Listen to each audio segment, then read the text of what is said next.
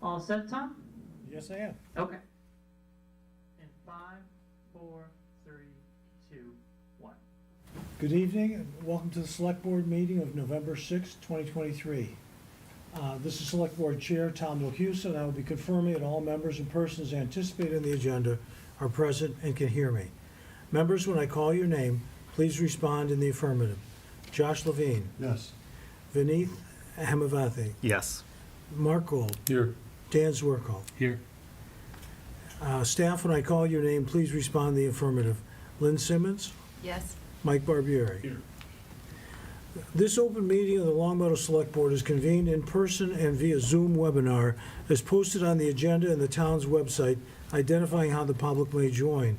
There is no chat or QA function.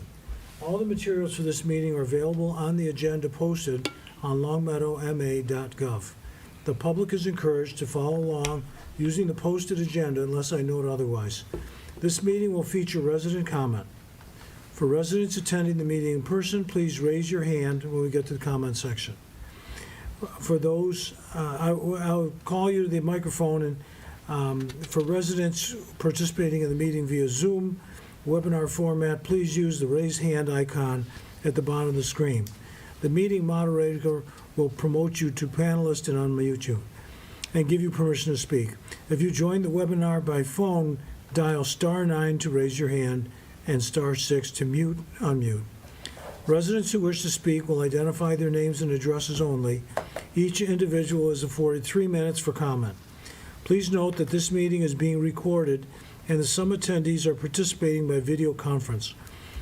Please remember to mute your phone or computer when you're not speaking. If anyone in attendance is recording this meeting, please announce yourself now. Okay. We'll now begin with the Pledge of Allegiance. All stand. Pledge Allegiance to the flag of the United States of America and to the republic for which it stands, one nation, under God, indivisible, with liberty and justice for all.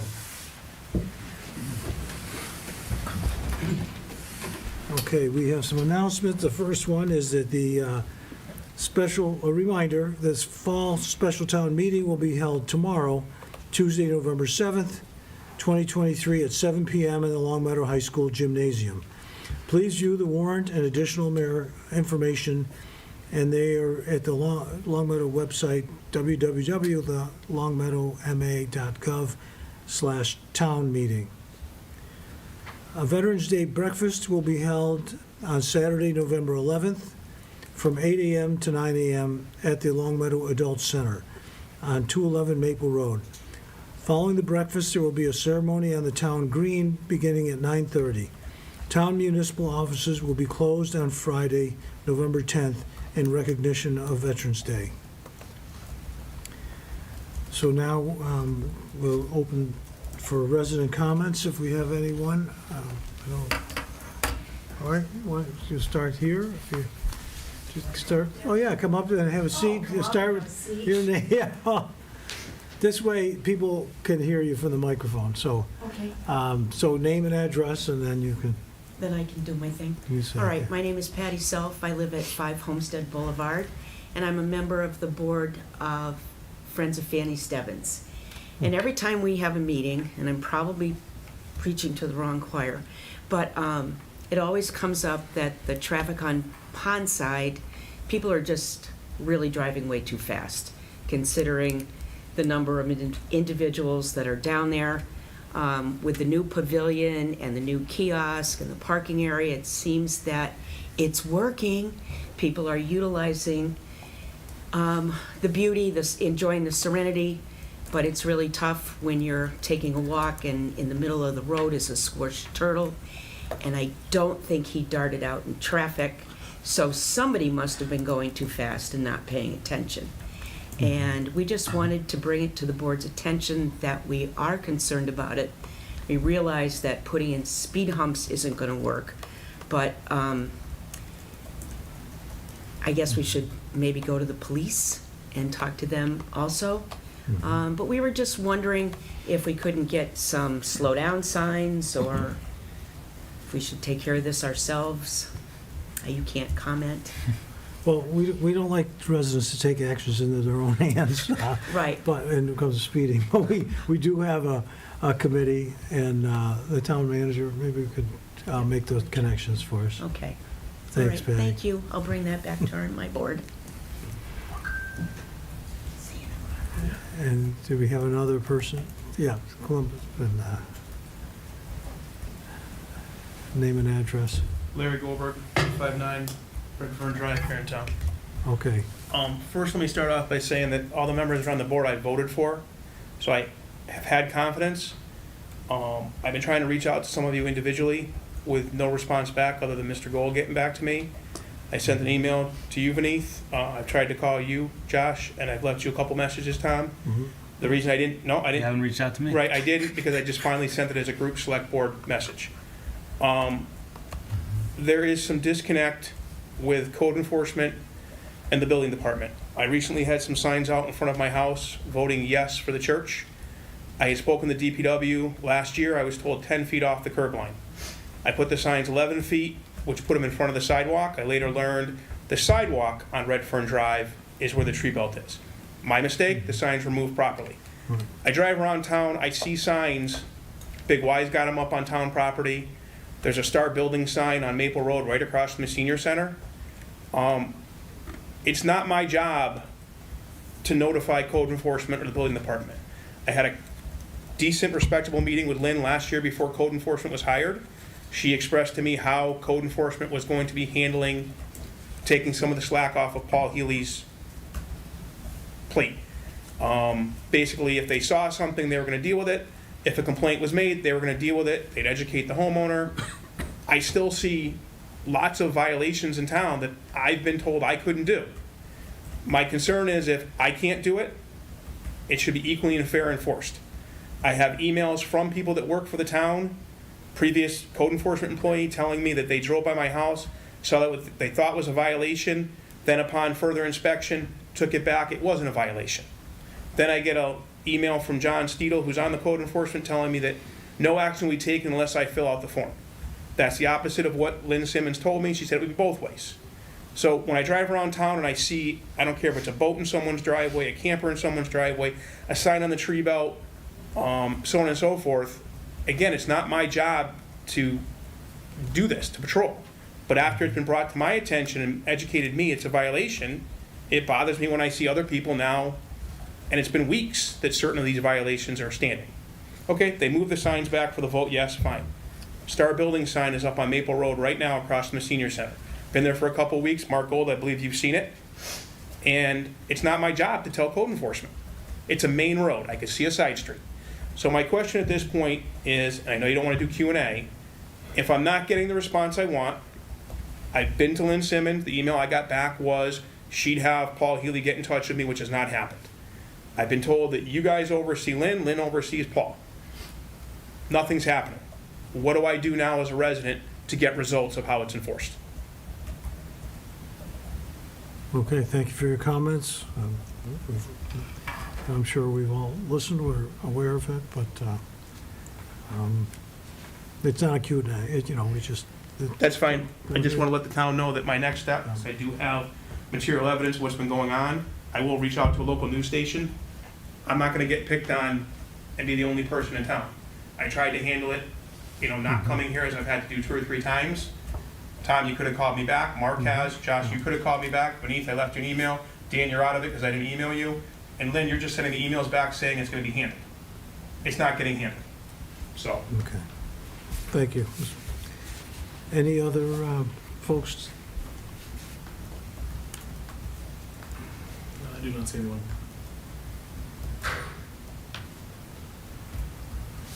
No one there? You're all set.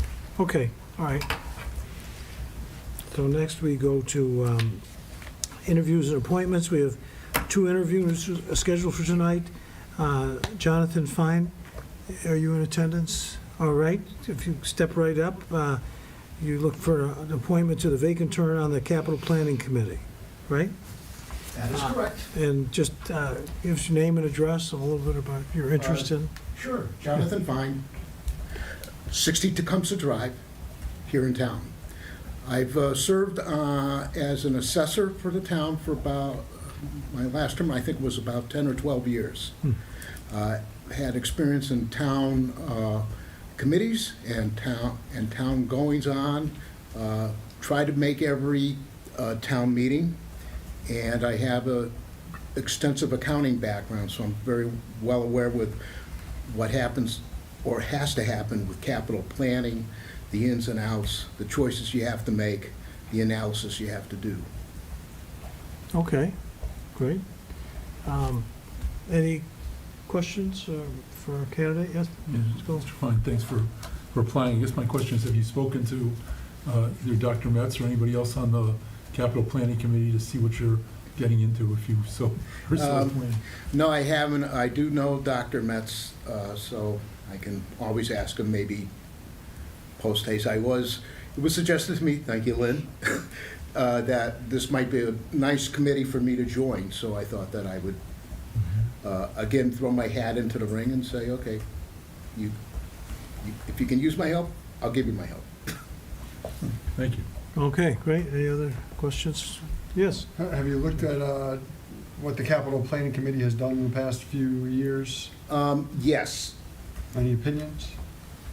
I don't have any opinions as yet. I just want to get more of a feel on how things are thought out, what the procedures are in getting to where they got there. For example, trying to buy a fire truck, something like that. Oh yeah, I used to be a fireman too. I was a volunteer fireman in town. Okay. A lot of bases covered. Yes. Things from the fire department do come up on capital planning, so, okay. Oh, I would think. All right. Well, thank you. We'll let you know at the next meeting. Sure thing. All right. And our next interview is Richard Bontempo for appointment to a vacant term on the Conservation Commission. Mr. Bontempo here? He's on the Zoom. I'm going to move. Oh, him. okay.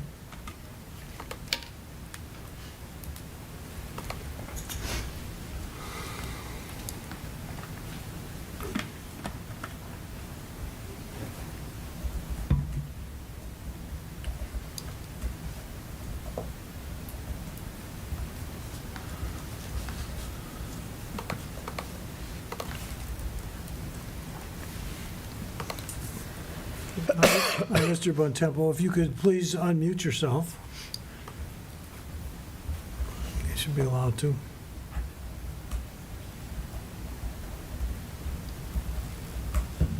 How's that? That's great, great. So you're interested in the Conservation Commission. Can you just state your name, your address, and your interest in the commission? Richard Bontempo, 30 Glenwood Circle in Long Meadow. I was born and raised here in 1960, graduated Long Meadow High School in 1979. I graduated Franklin Pierce College with a bachelor's in biology, a minor in rec management. I went on to get a master's degree plus 18 credits in science education from Florida Northeastern University. And I have been a teacher for the last 33 years. A science teacher mostly, department chairperson almost always, and find myself wanting to protect our natural resources here in town. That sounds good. And you know where they all are because you've been lived in town so long. I can tell you, every single day I go down to the meadows. I have 2 hound dogs. I rescue hound dogs and rehabilitate them. So I'm down in the meadows every day except for rain. The female hound dog doesn't like rain. The Riverfront Conservation Area, which I've been monitoring for 2 or 3 years, and I understand it's going to get an upgrade. I go to the entrance of the rivers off West Road and Turner Park and Willow Park occasionally. Okay. So I know most of the trails there. I love the outdoors. I'm just finding myself needing a little positive impact on our environment. Okay, great. Any questions from the board? Marco? Yeah, thank you, Mr. Bontempo. I appreciate your application. I have 2 quick questions. One is the same thing I asked Mr. Fine. Have you spoken to anybody on the Conservation Commission? And second question really is, I believe that the Conservation Commission requires training of some sort at the state level. And have you done that, or are you prepared to do that? To answer the first question, no, I have not spoken to anybody on the Conservation Commission except briefly when they were doing a questionnaire about Cooley Brook and the restoration of that, which I grew up on across the street on 12th and Circle. The dingle, the brook was where I grew up at down there. And number two, if there's training involved, I would be more than willing to attend. Thank you. Okay, great. You're welcome. All right. Any other questions? Okay, thank you for your interest, and we will let you know at our next meeting. Thank you. Thank you for the invitation. You have a good night. Yep. Okay, we also have some appointments. We had 2 residents who were interviewed for the board and committee vacancies at prior meetings. Would anyone like to make a motion for appointments? Yeah, I'll make a Yes. motion, I make a motion that we appoint Steve Gelling to the vacancy on the Council on Aging Board of Directors for a 3-year term expiring June 30th, 2024. Second. A second, all right. All those in favor? Okay. I'd like to make a motion that we appoint Michaela Salazar to the Diversity, Equity, and Inclusion Committee for a 3-year term, also expiring June 30th, 2024. Second. Okay, all those in favor? All right, great. Okay, so we'll move next to, we have some guest speakers from Eversource to talk about continuing gas projects, and there are representatives from Eversource, if you want to step up to the table.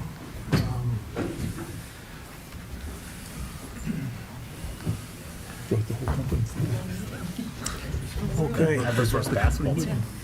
Well, we know that you're doing a lot of work, so I'm not surprised that you have a big contingent. Almost outnumbered. And so, we've heard both from the Department of Public Works, from the town and the police, concerns about Eversource and subcontractors who were violating the work hour constraints laid out on their permits issued by the DPW. And I guess that's our first question for you about, the hours. Yep, Yeah. they do have a presentation for us tonight, too. Oh, they have a presentation. So if you want to let them start with that, or if you, Well, I guess we'll start with, I don't know, I think I've asked the question, if you don't mind. Sure, and Yes, Mr. Chair, sir. I'm Joe Mitchell, Community Yeah. Relations Manager for Eversource. Yeah, You do see a lot of people in front of you.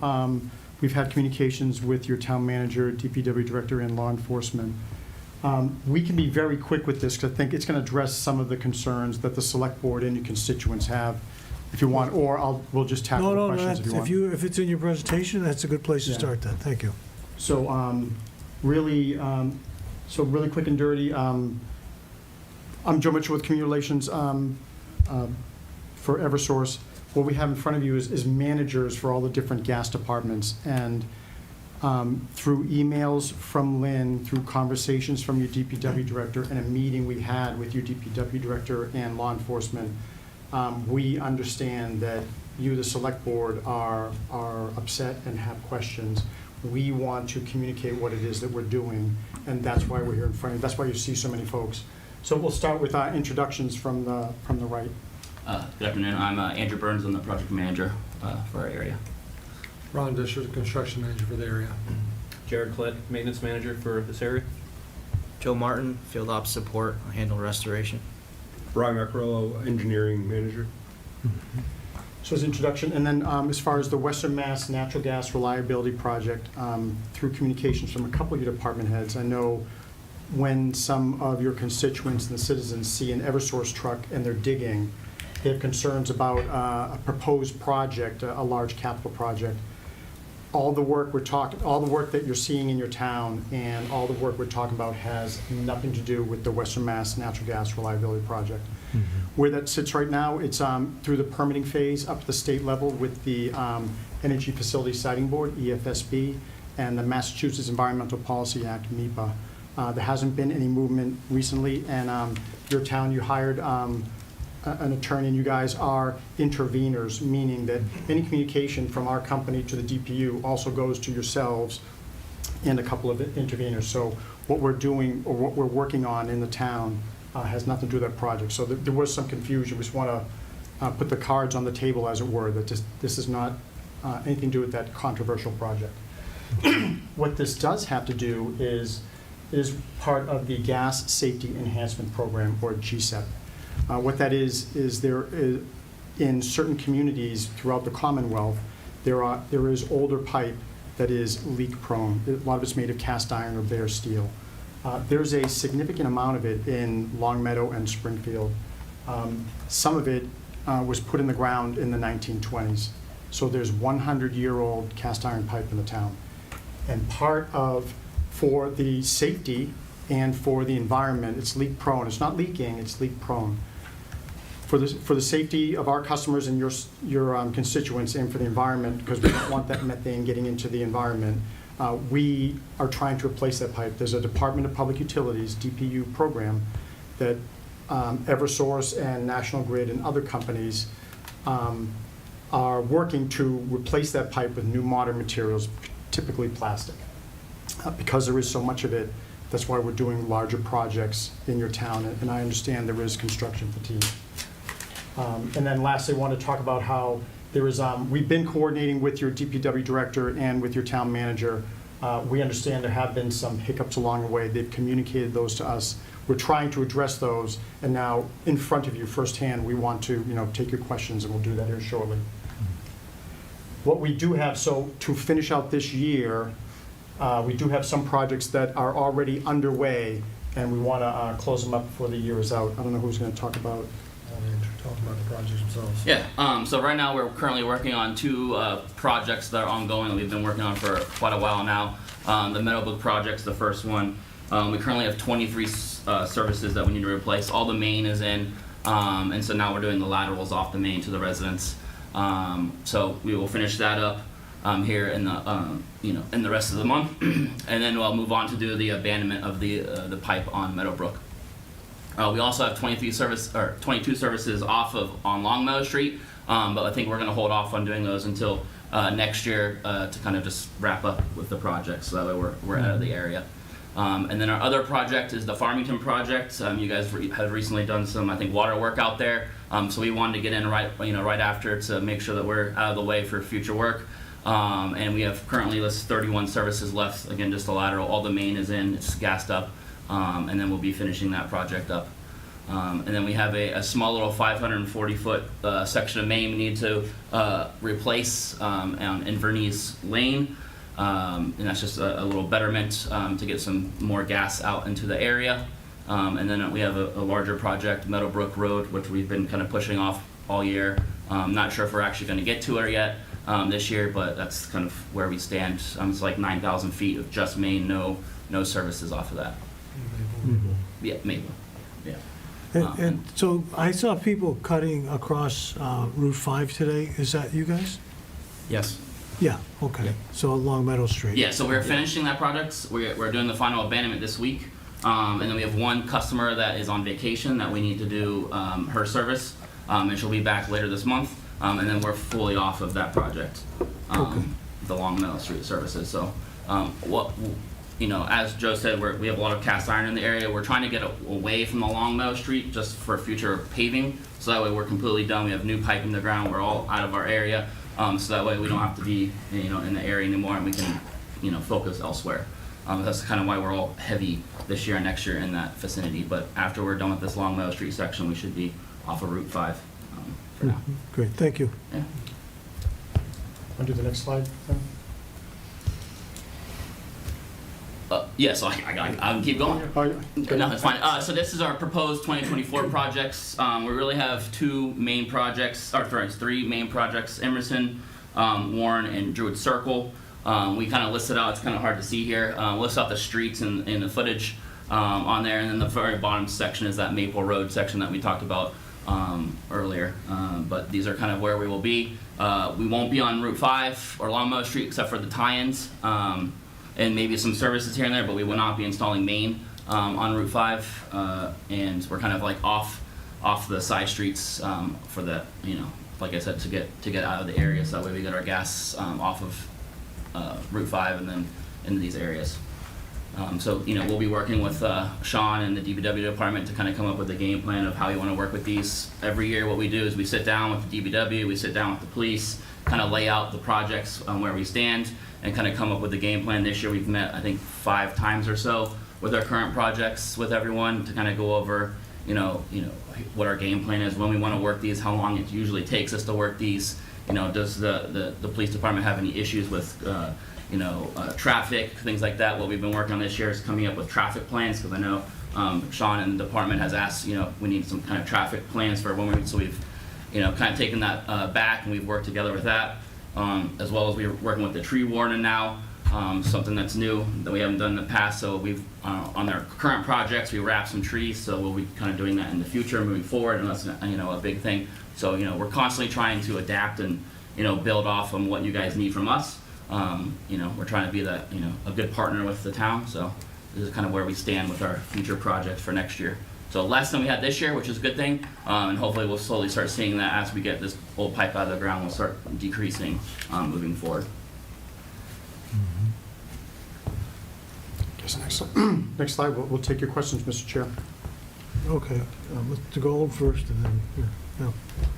You may not get the. So thank you folks for coming. I want to start by reading part of just the first sentence or two of an email I wrote to Sean Van Duzen, our DPW director, October 2nd, that's 4 weeks ago.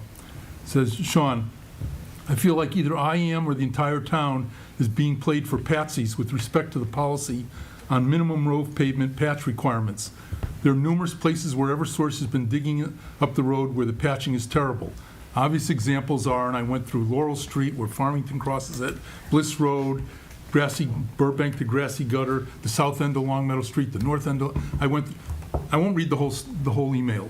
Sean responded to me with a series of emails that he sent to the folks at Eversource that he had been trying to get action taken care of. And so I think it's important for the people at home to know that, A, the work that was done last week all over town patching roads, and the fact that there are 6 people from Eversource here tonight isn't a coincidence.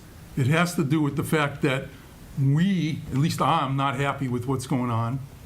We've got a bunch of issues here, and I'm thrilled that you're here. And frankly, the tenor of this, at least my comments, would have been quite different had there not been some level of repairs done last week. And I have to believe that it was done because we scheduled this meeting weeks and weeks ago. The problem is the job's not done, and there's a lot yet to be done. And I'm concerned that, frankly, Eversource can't walk and chew gum at the same time. That is, they can't manage multiple projects.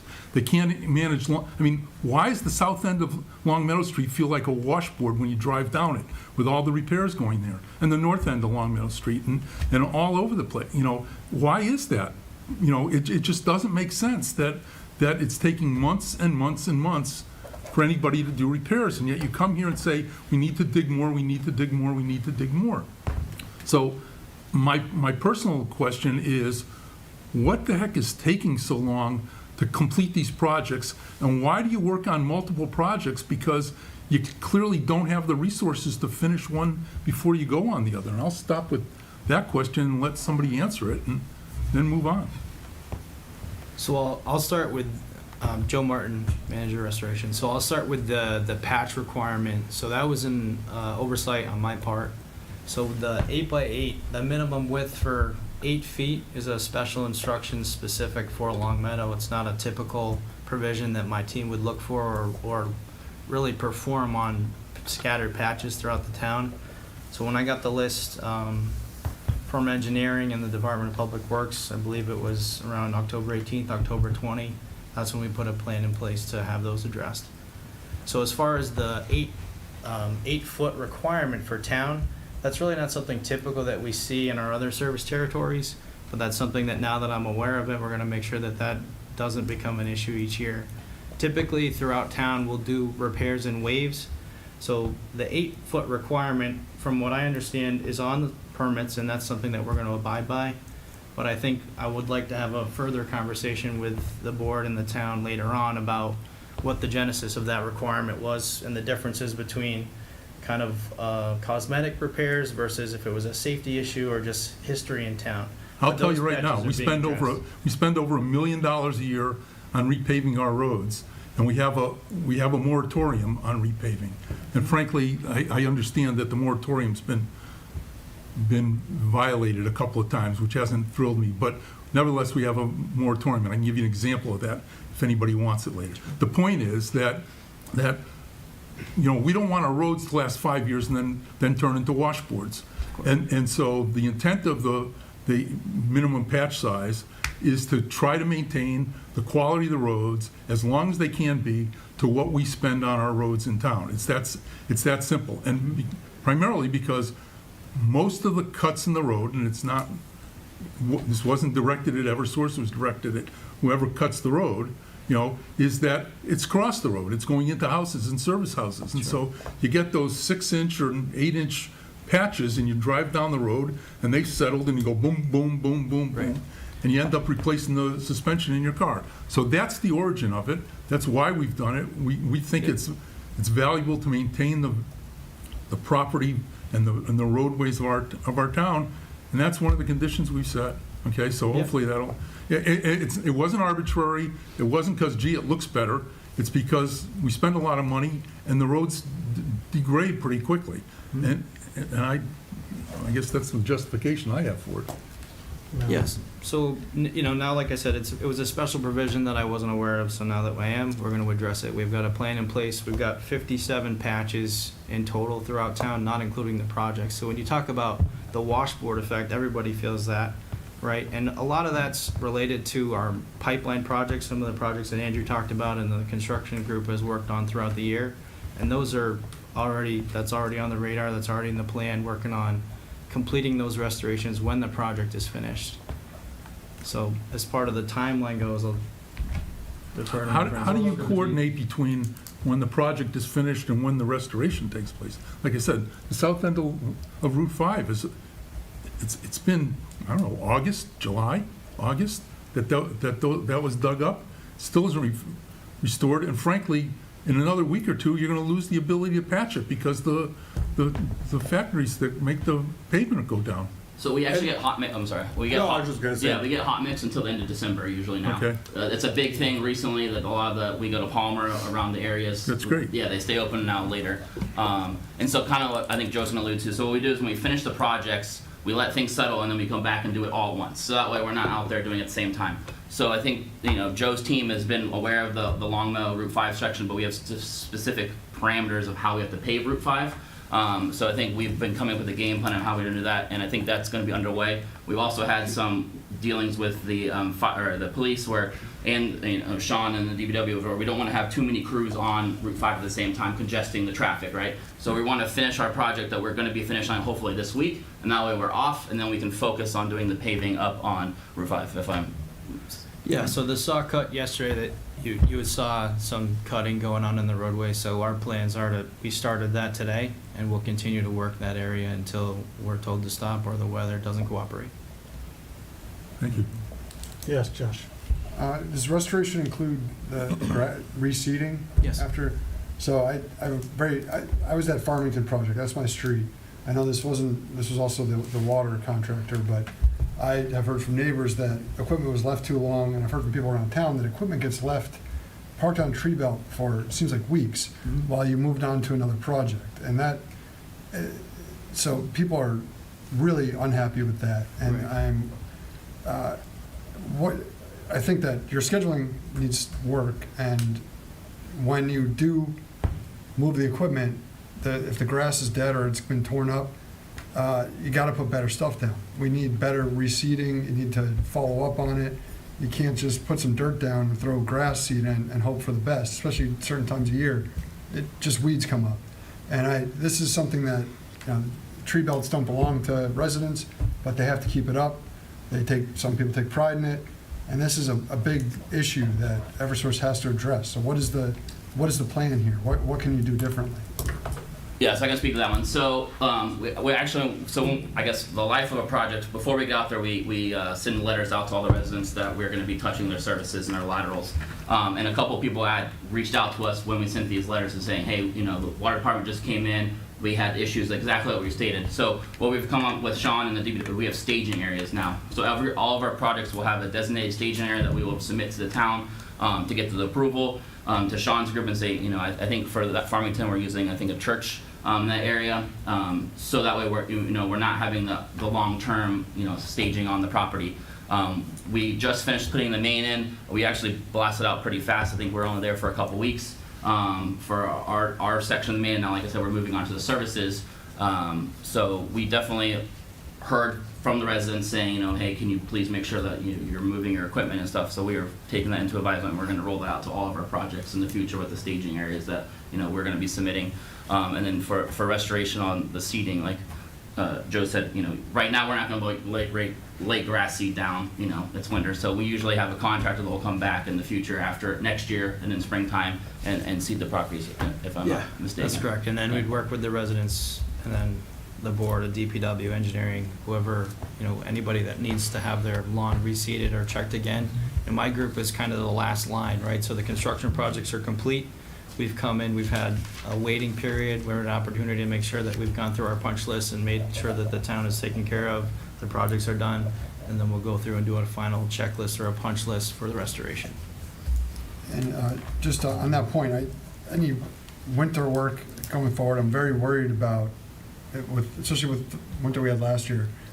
It might freeze and then thaw for 3 weeks, freeze. Anything you're going to do on grass is just going to destroy it, and that's people are not going to be happy. So that's a big concern of mine. Yeah, so I can actually address that. So usually for our winter work, we try to stay off of doing services, so we just lay main. Now we're, before the, next year, say we work Q1 or whatever it may be, we're main only. We try to stay off the grasses for that specific reason. I can't speak for the maintenance department if there's leaks or things like that and they have to go out and run services, but for our construction group and projects, we just try to stay clear of doing services for that specific region. Yeah, we won't do services till like April. So that's pretty much our go-to now. We lay main through the winter and only do services from April, like through October, November. Well, I'll just break it up. I don't want you to hit all this negative stuff. I mean, it is good that you're replacing these pipes in the town. We don't want to lose track of that because that does make it safer for us as residents and so forth. And the folks who came to my house and did the meter were all very cooperative, and I appreciated the work they did. Did a good job. But the other thing was, in terms of the work hours, having start and stop times and so forth. For our resident safety, we set those times up. And so did you have a response for why you guys would go over? I mean, it was just So too nice sometimes a what it day? is when the contractors go out there, Yeah. and they uncover something, sometimes they do come across something that's already leaking, and they are not allowed to actually work on that. Then we have to call the maintenance department in. Mhm. They might already be on like a class 1 or class 2, and they might be tied up until they get over there and respond. And they gotta respond to that. That kinda holds them up, the contractor up for the day, and then they have to backfill their day in to that, like backfill the hole, whatever it might be. So that kinda holds them up. That's when they call Sean or somebody and say, hey, we're gonna be late today. But it's only happened a handful of times this year that I know of as a construction side. But usually their team usually responds pretty quick and tries to resolve the, usually leaking pipe or leaking service. Okay. So these contractors, they have their crew there, they're paying them, and then they have to wait for this guy, and then, They're only allowed to work on pipe they're putting in dry. yeah. They can't work on the live gas work. They're professionals, they get shot, or maintenance department. Yeah, so they get held up, and so. They get held up because they've already been scheduled work.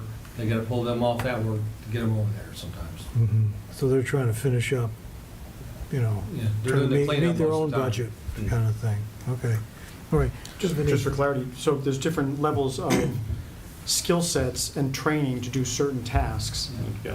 The internal maintenance department does all the live gas work, respond to leak emergencies, and then, on the construction side, if they do have a gas odor or gas leak, in the old piping that they're working around, then the Eversource maintenance side responds to this. We take over the seed, we make the necessary repairs, then we turn it back over to the contractor. So that sometimes you see that delay in time with the Eversource crews on site making those repairs, and then the contractor's taking back over and doing the final cleanup for the day, and it might delay the the time on the permit allowed.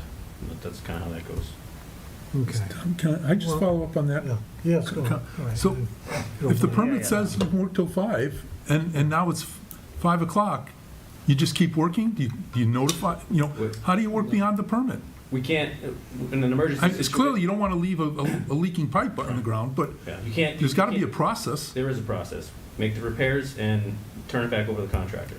We can't leave an active leak, which is, a hazard, risk hazard to the constituents of the town, right, to your tenants. We have to make the repairs, right? We cannot leave an emergency situation without making those repairs.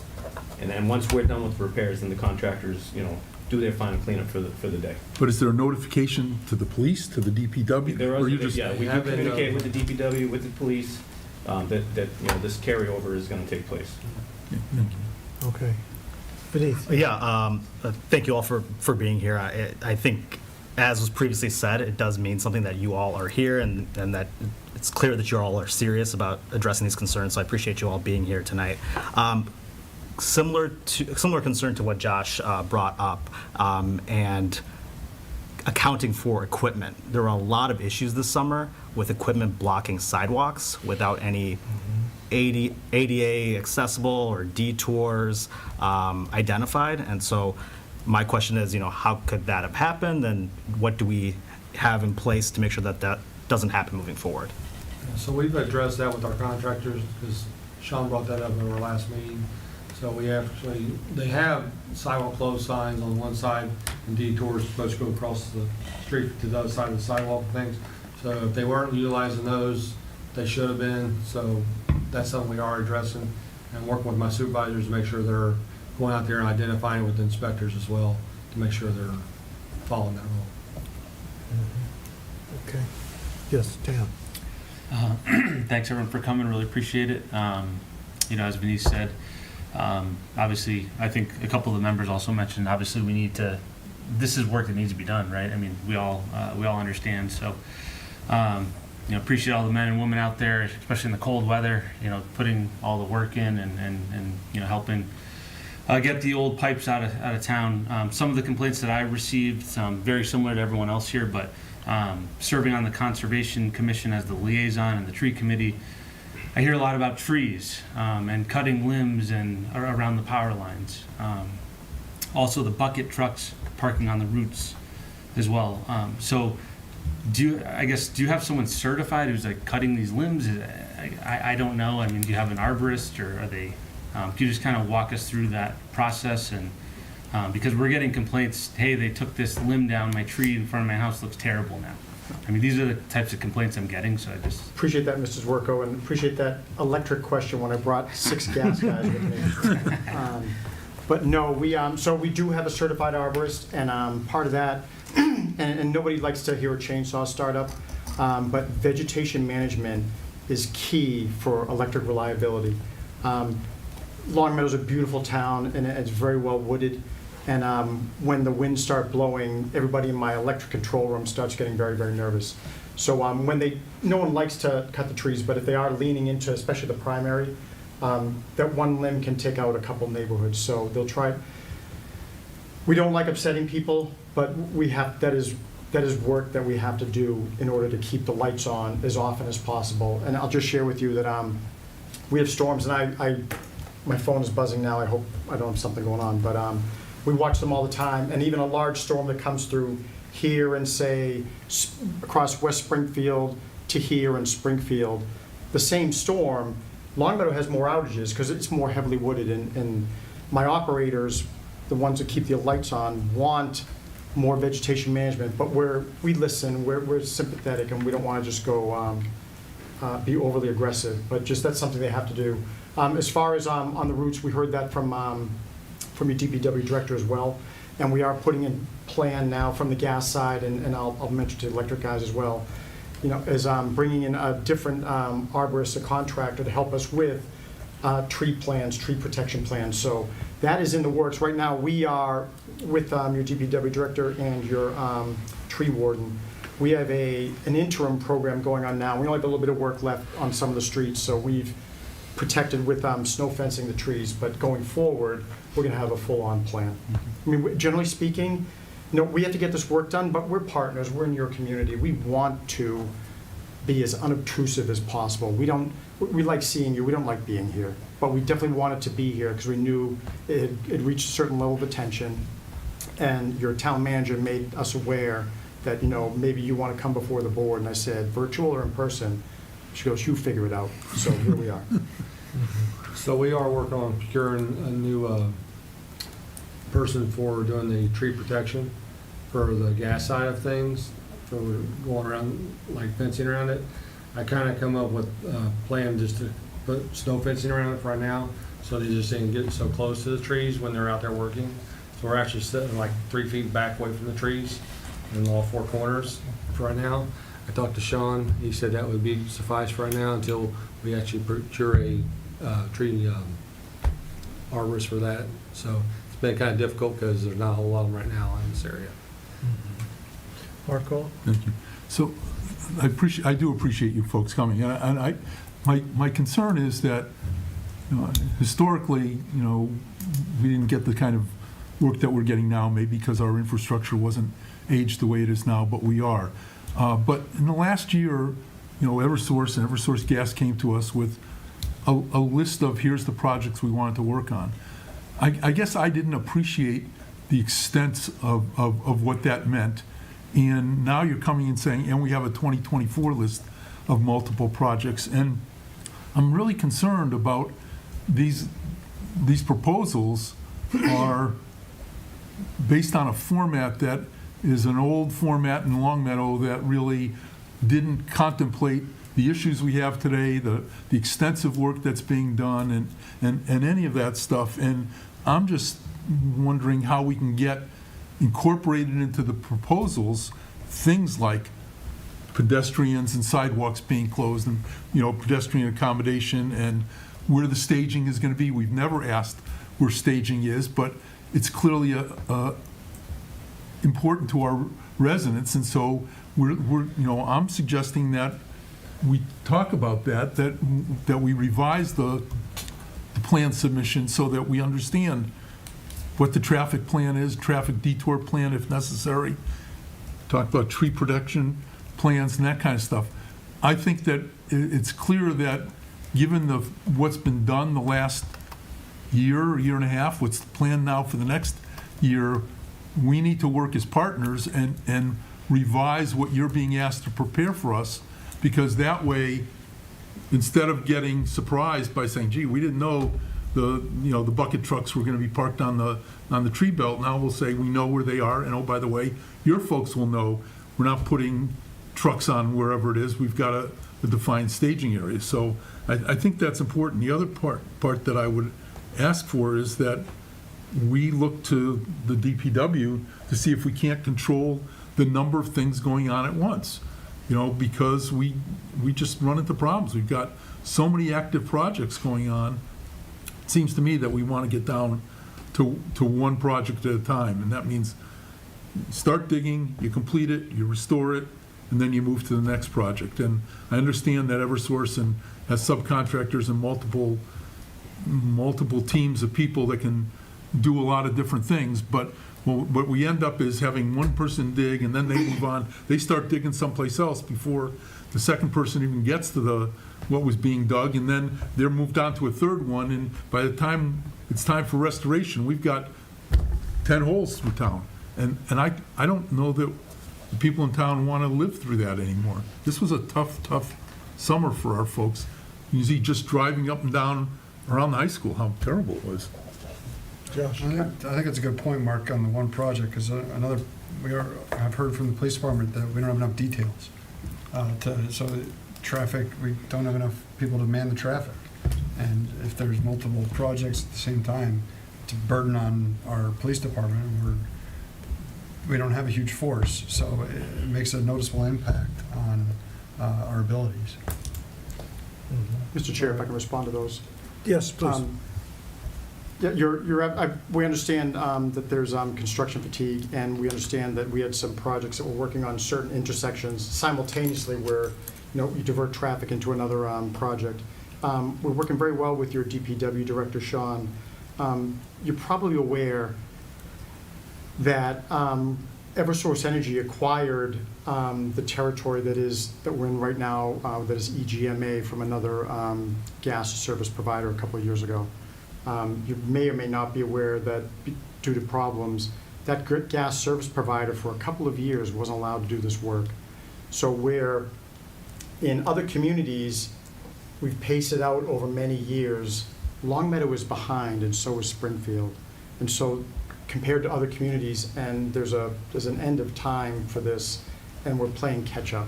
So it's unfortunate we're in this predicament, but what we're trying to do is maintain the safe, reliable delivery of your energy products, whether it be electric or gas in this particular instance.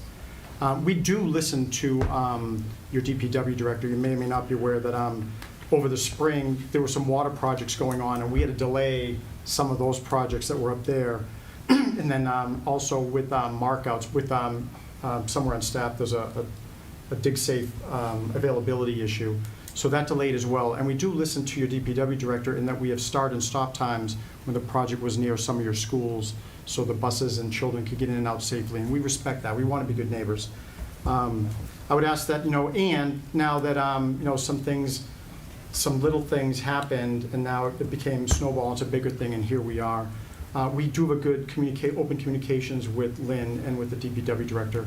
I'll just say that through him, he can keep an eye on what we're doing, but it is important work. I'd ask you not to limit the number of projects, because it's your community, and there's 100-year-old pipe in the roads. Yes, Lynn. So just a question with that. How many construction seasons are we looking at to catch up? What can the town and the board here expect moving forward? And I don't know that.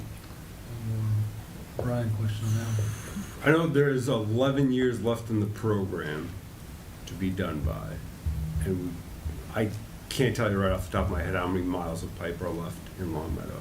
So there's 11 years left of what? The lead money pro runs pipe, out? so the cast iron and the bare steel, that's when that program ends, to get rid of that cast iron, bare steel lead pro Of course, they pipe. were all gone. Right. But what happens if you don't meet it? You're not going No, to. we still have to do it, it's just, that's when the program ends, so that's where we're getting pushed to get it done by the end of that program. If we're not done, we still have to continue and replace the pipe, but, I mean, with COVID and with the sale, I don't think there's any realistic way to get back to it, but we're gonna try to get as close as we can. And that's something we can take back too, is to pull our numbers and see exactly how much Yeah. footage we have left in Longmeadow. We can let you know. And like we talked about earlier, was next year we really only have the 3 projects, so less projects than we had this year, and trying to stay off the sides. And the battle we've been doing is our system's built where Longmeadow was the major feed, Longmeadow Street was the major feed into Longmeadow. So to get that feed done, then we're off onto the side streets, that's the end of it. Everything towards like East Longmeadow is already onto the newer system. Just like we're kind of just stuck onto that Longmeadow Street and a little bit of Maple Road. Is it safe to say the worst is over then? No. And Never speak say Help that. me. No, I know. And to speak on Mr. Gold. I don't want to be back next year. Sir. So we have talked to Sean, and we've been submitting new traffic plans to the police department and Mr. Sean, and I think you've probably already seen some of them. And then we've already also submitted staging areas to them already. And we've already been addressing the pedestrian traffic with the contractors. So we've been on top of that as well after our last meeting with Sean and the police chief. So we're working on a progressive and aggressive standpoint with our contractors. So, I want you to know we are working very diligently on that. We don't want them guys out there just cowboying up for you guys. We want to be respectful of your guys' town. Okay, and when is, do you take off the winter or no? In this area, the only project we even looked at even working was Maple, wasn't it? Well, yeah. So usually, we try to get out in Q1 and do the main, like I said. So we try to get out, as soon as possible. So like I said, we have 3 projects. We're trying to get done so that way we can be out of your area as soon as possible. So it all depends. We usually have those conversations with your department early on in the year, saying where can we. Theoretically, we like to work in January and February in all our towns. So that way we can get done and we're out of the construction area, We- especially. If we can get the main done in January, February, March, we can lay services start in April. We can get the tie-ins done and start laying the services. Okay, thanks. Mark? Yeah, so, Ron, I just want to answer your comments or address your comments, and Joe, yours also. I think, you know, I appreciate that, you know, Sean Van Duzen is the director of DPW. He is the face of Long Meadow to you, you know. And Sean, believe me, hears plenty from people who don't like what's going on, you know. But so, you know, Dan gets calls and Beneath gets calls. We all get calls too. And so sometimes it's helpful for this group of people to know what's going on in addition to what Sean knows what's going on. And that's why I'm suggesting that the permitting process lay things out as much as possible, so we have a document that we can refer to say, we know what's going on. It's not that Sean's not doing it, that he's not, you know, functioning properly or doing what he's supposed to do. It's just that people will call whoever they can call, you know, and so I think it's, my thought process is, because we've identified several issues that have come up, why don't we address them moving forward in the process? And that way we'll know what Eversource is up to. You and whether it's your direct employees or contractors, you know, will know what the requirements are. I just think that that's a smart thing to move to, because right now it's kind of a, Eversource can come in and do anything they want to, and, you know, unless somebody goes down and Sean pulls somebody off the DPW to come find you folks and say, wait a second, I'm getting complaints about something, you know, you don't, people aren't calling you, they're calling us, so. Understood. If you work through, I mean, rather than waiting till all these pile up, I mean, Lynn has me on speed dial, Sean has me on speed dial. Don't hesitate, because we're pretty responsive. We can make corrections. So, Mark, are you suggesting that we have some sort of a schedule that includes where everything's going to be staged so we can notify neighbors? or- I think that, you know, for the 2024 projects that are coming through, the form that was used has proven to be inadequate for us. And I think we ought to sit down with Lynn and Sean and Eversource and say, here's what we want to make sure we have included, so that we all understand what the rules of the game are that we're going to start playing in 2024. You know, what sidewalks are going to be closed, what, you know, where the materials are going to be staged, and all the issues that we talked about here. And without that, Tom, we're just going to have another year that, because there are new neighborhoods, so there are going to be new people calling with the same complaints that we heard this year, and we're not going to have the answers. And so that's the issue. It's not like it's the same people being affected week after week. It's a new neighborhood with a new group of residents. So, Lynn, is this, should we have Sean put something together? Should we, the board, come up Yeah, with I know something, that or- the DPW's been talking about changing the permitting process and wanting more oversight from other town offices as well. Mhm. So I do know this is already on their radar, so I will bring this back to him, and we'll bring you back something as we look toward the spring construction season. Okay, so we have a few more things that we can put in place to, you know, so when you move into new areas that we won't get the same kind of complaints about stuff. Yes? Just one last thing. As you can tell and hear tonight, one of my bugaboos is roads that don't get restored, and don't get restored in a timely manner. And I just think that there's no excuse for that. And frankly, the south end of Long Meadow, when I first asked somebody about it, and it might have been our DPW, they said, well, they're waiting for it to settle and then they'll resurface it. There's a water main break on my street. It happened on Friday of, I think it was Columbus Day weekend or something like that. You know, on water mains break, you know. On Tuesday, the permanent patch was put in. Why? Because they have the equipment that you have, you know, the compactors and stuff like that. That whole idea of stuff settling and needing to wait is nonsense, I think, in my opinion. Now, it may not be. The fact is, though, that drive up and down Long Meadow Street like people do every day, and you're going to take out the suspension in your car after a while, because every house, it's a bump and a bump and a bump. and it's now the entire Route 5. It's just, we need to come up with a better process of restoring the roads, because the people in Long Meadow, as they'll remind us every day, they pay good taxes, we spend a lot of money on roads, and we don't want our roads to look like, the country lanes of gravel. So that's my comment for the night. Well, Thank you. I have to admit, when I saw him cutting those lines, cutting across Long Meadow Street, I just said, my windows are gonna be shaking all winter from cars, trucks hitting those things. There's just not much you can do. One last Did- thing. Oh, yes. So you guys mentioned next year, 3 projects are proposed. For comparison, how many projects did we have this year? 5, yeah. 5, okay. And you mentioned that the worst is not over, so moving forward, are we going to be hitting 5 in a year? We're staying Or in that range of Yeah. 3 to 5 projects a year. Okay. That's like crew count and the other towns we have to do, that's kind of the max we're gonna do. But Okay. it's still, it's just a lot.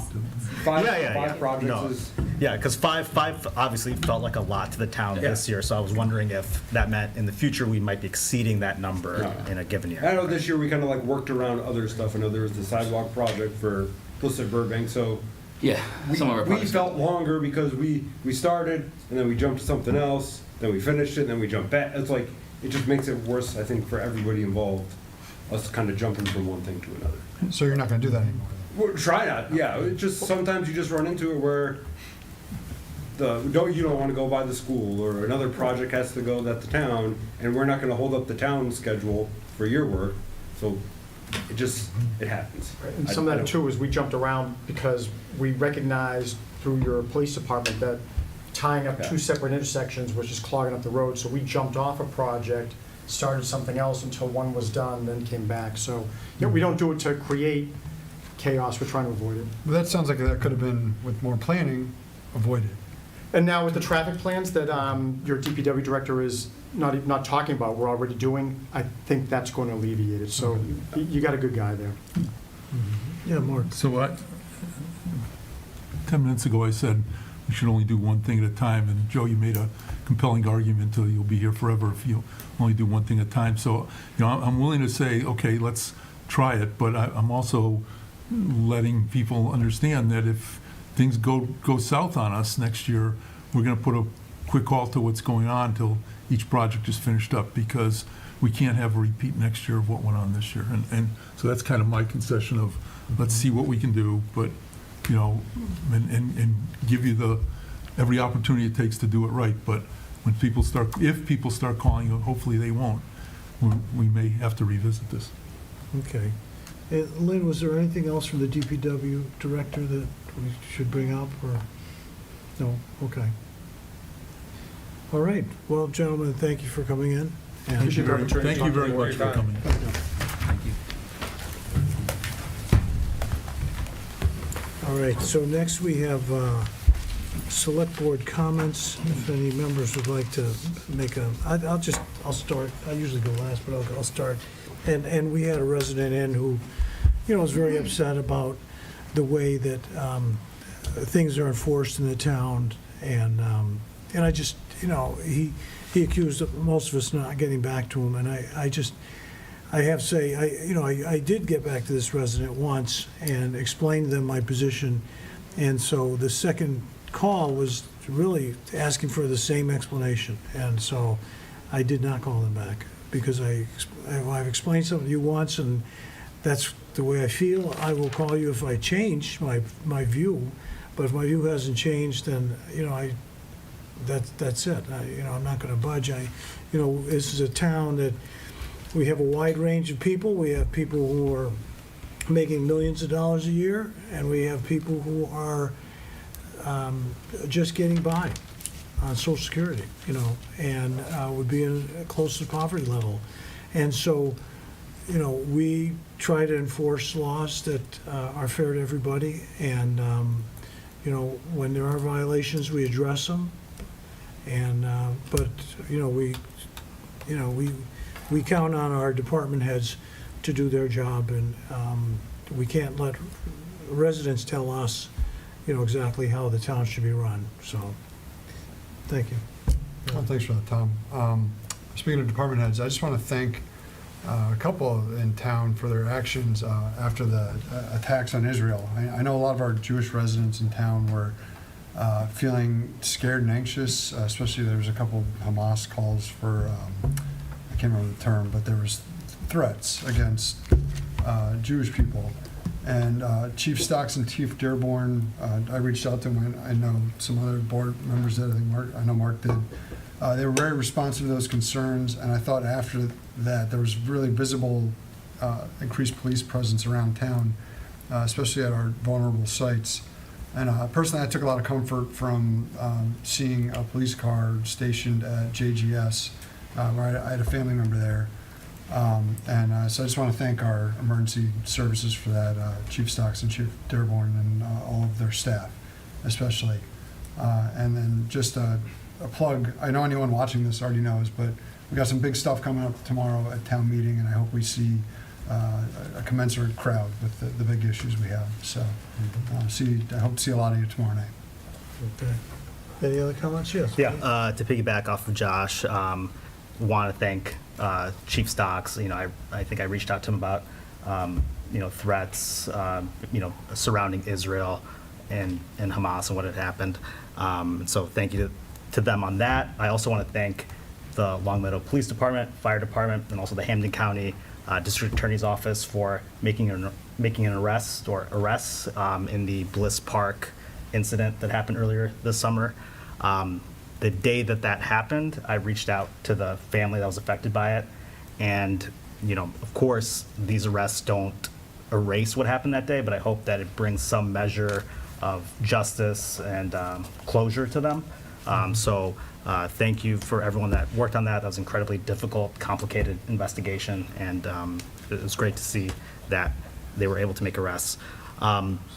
Second comment I had, we a couple weeks ago had another meeting of the Capital Planning Program Working Group.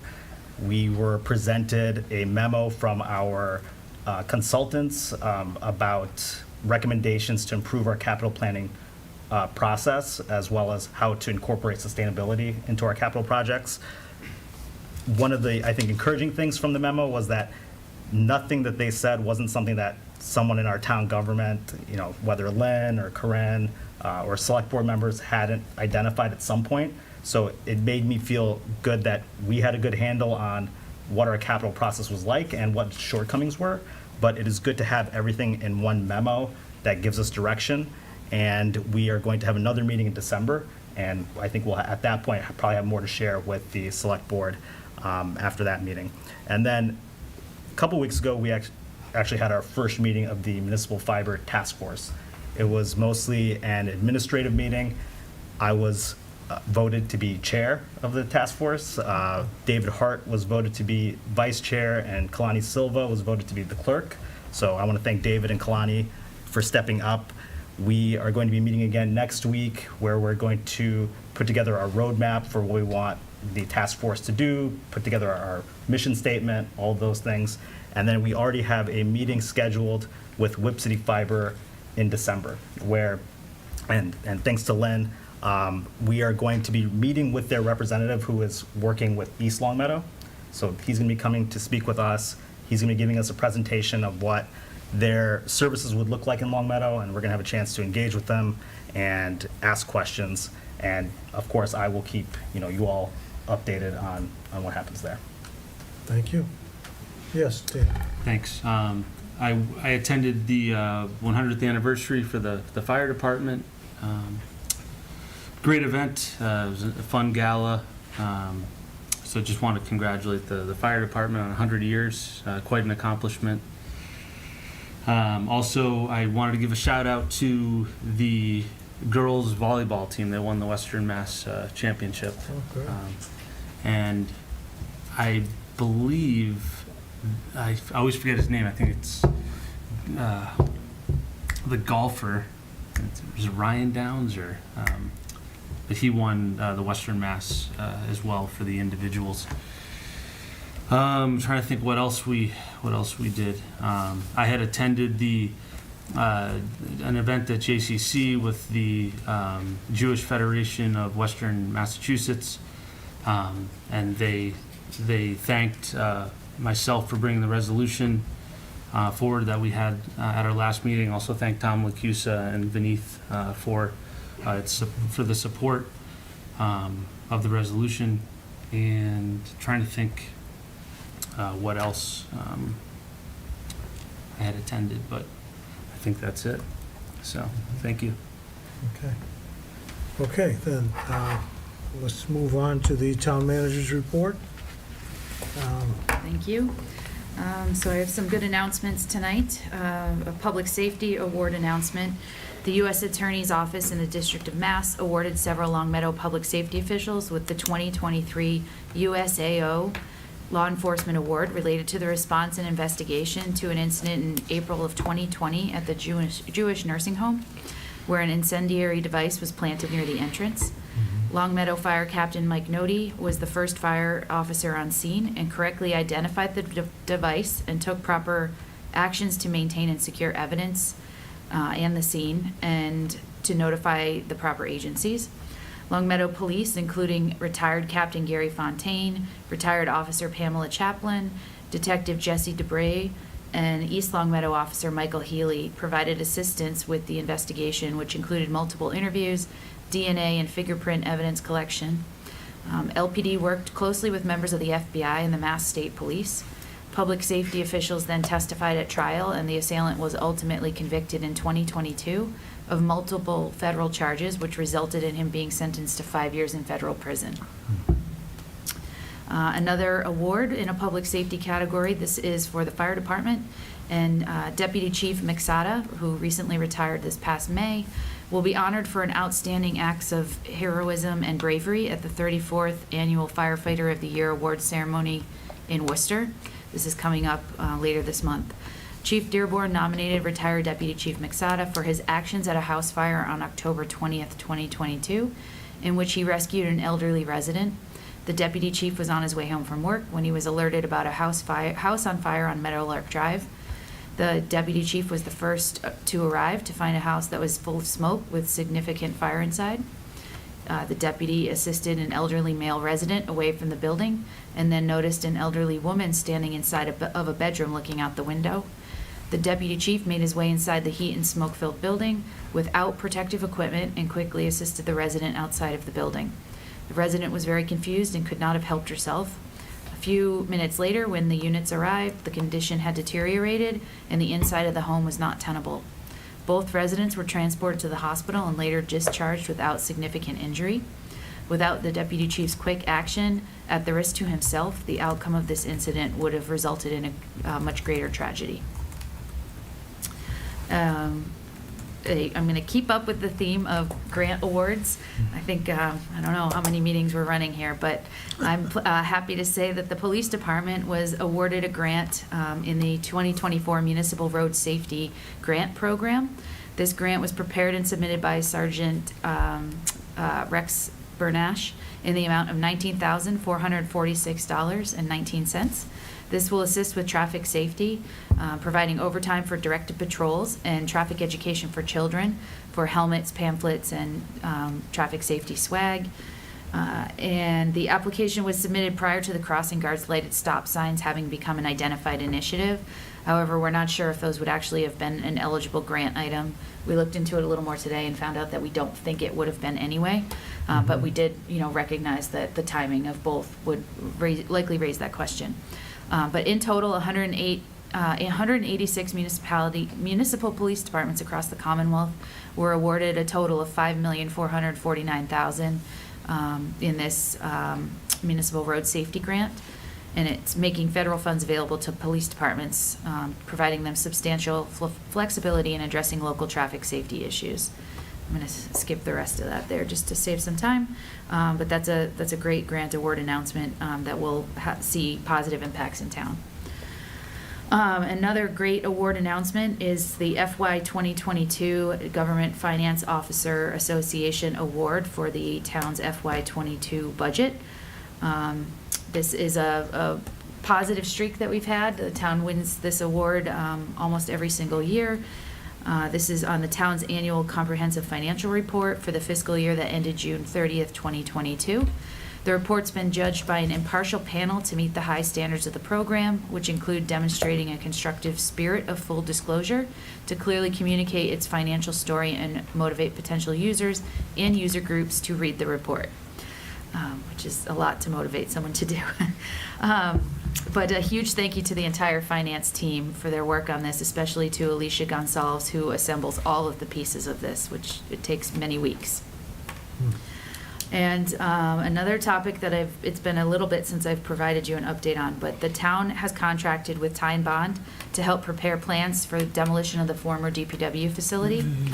A tentative schedule for the work has been presented with a notice to proceed issued to Ty and Bond just this past July. Site visits were done in July and August. A hazardous building materials assessment's been done, and Ty and Bond's now going to work on the environmental and land use permitting, starting with the filing of the Mass Historical Commission project notification. Local permits will also be applied for, including local historical and building demolition commission and committee permits. MIPA coordination will be required, along with solid waste permitting. Ty and Bond's then going to work on preparing the bid and contract documents for ultimately helping us select a contractor for the removal. Bidding and construction is anticipated for June of '24, with the construction of the project, or I should say demolition of the project, July of '24 through November of '24. And obviously, this is all contingent on the permitting schedule. So code enforcement, I know we've, this is, a common topic that we all receive, and I just wanted to remind again and clarify that the work of the code enforcement officers, how they handle it on a daily basis. So the officers do proactively identify issues or violations in the normal course of their day. They also respond to complaints received. If a resident calls regarding a perceived violation, the resident will be directed to put the complaint in writing. Recent complaints have been made that staff are not proactively enforcing the bylaws. The monthly reports that are included in your packet every month prove otherwise, and my updates from the building inspector also demonstrate that staff spend considerable time proactively resolving issues or violations before they become formal complaints. We've always taken the approach that education is the first step, and the ultimate goal is compliance with the bylaws. A notice here regarding our Sister City signing agreement. On October 20th, 2023, I was joined by members of the Select Board for the Sister City signing agreement ceremony with officials from Takakawa, Japan. The signing of the Sister City agreement is notable not only to celebrate the continued partnership between the town of Longmeadow Schools and the city of Takakawa, but to broaden from its educational roots into town hall, our local government, and the greater community. The below photo, which is linked in my report here, was provided to us from our friends in Takakawa after being published in their local newspaper. That concludes my report. Happy to take any questions. Okay. Josh? Just congratulations to Tom and Lynn. That's pretty cool. You're in the Japanese paper. Oh, yeah. So you truly have no idea what it really says. No, I did get a translation. We got the attachment. Yeah. But that's pretty neat. And it was a great ceremony, and I'm glad that they published it. That's really cool. Yes, similarly, I want to thank Tom and Lynn for doing such a great job during that ceremony and giving such great speeches and representing the town so well. Tom, when you split the apple, though, I thought you were going to give half the apple to our Japanese friends, but It's a little late for that. Now you don't. No, I wasn't sure if we would create an international entity. But thank you guys. Yeah, you guys, it was a great ceremony. You guys did a great job. Thank you. Oh, thanks. Yeah. Yeah, Mark? Yeah, I don't know if this is a direct response to your report, Lynn, or not, but it's what reminded me as I got my water bill today. But it's been a year, I think, since we imposed the revised water billing system, and I was just wondering if some point in the next meeting or two we could get a report on perception by internally, how it's going. My perception is it's going quite well, I think, but see what it does. The other thing is that I know that this was extremely wet summer, and I know that when I last looked, our water usage was down, and maybe we can just get an assessment of whether we're or I should say, how much we're behind what we thought we would be at last year, and if there is action necessary. The good news is the irrigation period is only half in this fiscal year. The other half kind of disappeared in the last fiscal year. But if we can just take a look at that, I just think it was ridiculously rainy summer and not a lot of irrigation was being used. So if we can look at that, that would be helpful. Yeah, and I just want to congratulate our having a GFOA award for financial reporting. Since I've been on the board, we've been getting them regularly, and I can take no credit. But I do thank the folks who have been working on it. So it makes it look great, and it never hurts us when we go to borrow money to show that we are doing a great job on our finances. So, okay, and now we can go to old business. We have minutes of September 18th. If we have a motion to approve those. I'll move we approve the minutes of September 18th, 2023 Select Board meeting. Okay. I sent Mike a couple of typo kind of things, but subject to the typos. Okay. Second. And a second. Any discussion? Okay, all those in favor? And then we have minutes of the, Yeah, I'll make a motion, we approve the minutes of the October 2nd, 2023 Select Board meeting, also contingent upon a typo or something or two that's corrected. Second. second, okay. All those in favor? All right. So, new business, the quarterly investment report, Town Treasurer and Collector Erica Brunel. She's probably in attendance on Zoom to give us our quarterly report.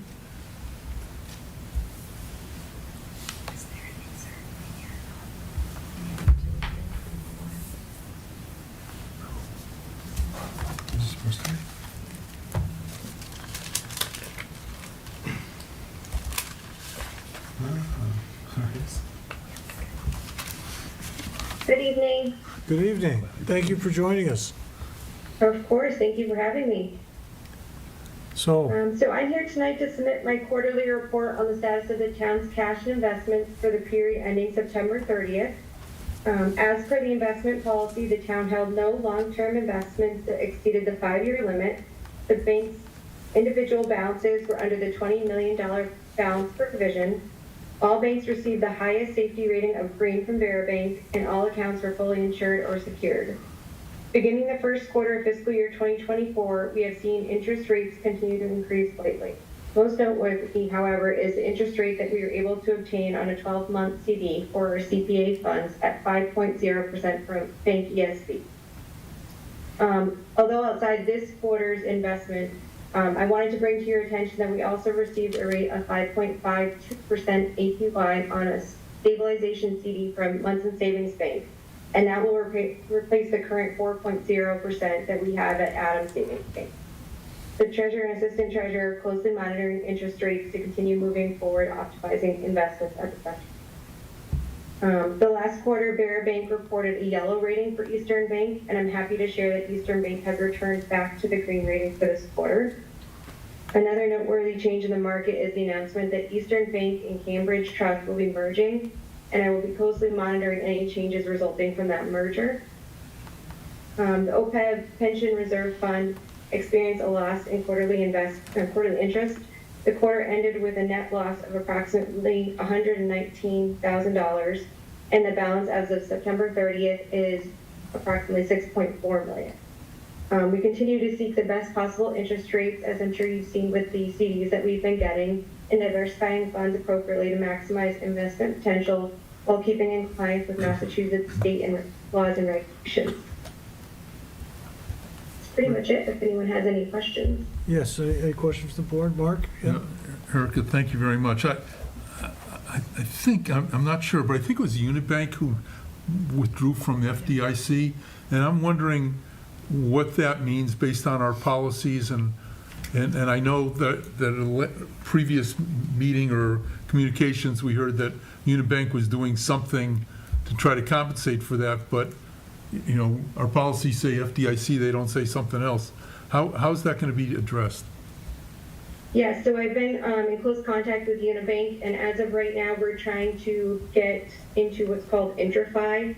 It's a new program for me, but it's the way it was described is that basically the bank takes our funds and they put those funds into other institutions to optimize the FDIC insurance.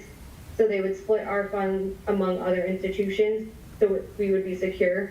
There was an assurance that we would still have liquidity in our funds, so it wouldn't prohibit us from using those funds on a daily basis. So I'm looking for that agreement to come over shortly.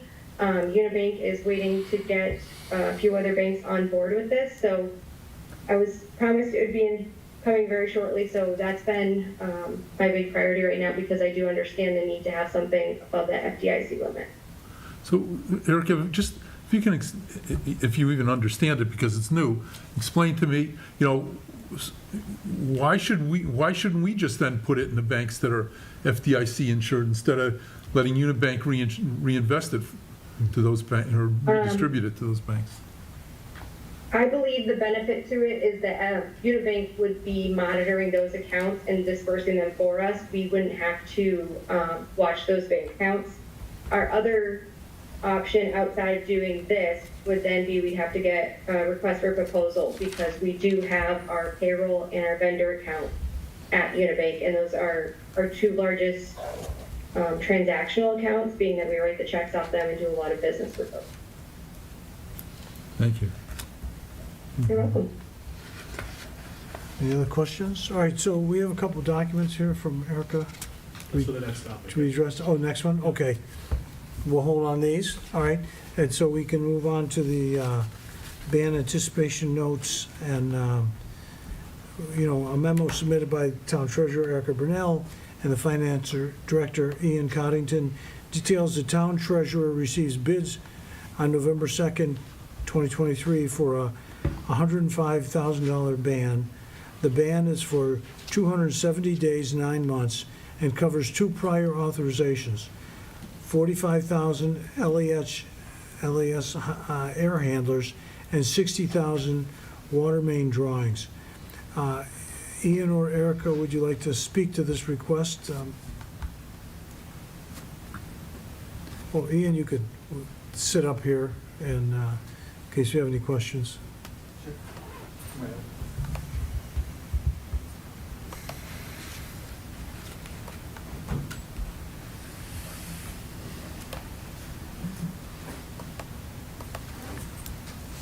Well, maybe for the folks listening, you could just explain what a bond anticipation note is and, Sure. So a bond anticipation note is a form of bonding arrangement that uses a short-term for processing a loan rather than going through a full bond process where we would have to go through a bank and get it approved through financing. We can use these short-term arrangements in order to meet stop gaps when we have available funds. Okay, all right. Any questions on that definition? No? All right. Mark? You want a motion? Well, unless we have questions, or if there's anything Ian wants to say. I do have Yes. a question. I think I've seen a couple of these now. Is there ever a time when you would recommend we don't go with the lowest interest rate? Is there any, because I saw you said we recommend we go with the low bid. Wouldn't you always? I can jump in on that one if it's okay. Sure, go ahead. There would be times when there would be a premium offered, and you'll see on the bid sheet that of the offers that we did receive, there were no premiums that were offered to us, but the premium would bring down the rate, so you may see a higher rate, but a premium offered, and in the long run, it does bring down the interest rate, so to speak. There's different ways that you can use those premiums, either on the first interest payment that's due, and there's a couple other options that you can use it for. But other than that, typically, you would want the lowest interest rate to benefit the town. So that came up on our last ban, so that lowers the effective Yeah. interest rate. Okay. Yeah. All right, bad question, but thank you, Eric. No, it's perfectly fine. I learned that, so there's something new for both of us. Okay, so, yeah, we can look for a motion. And I'll make a motion that we award, Town of Long Meadow award East Hampton Savings Bank bond anticipation note in the amount of $105,000 for 270 days at an interest rate of 4.70%. Second.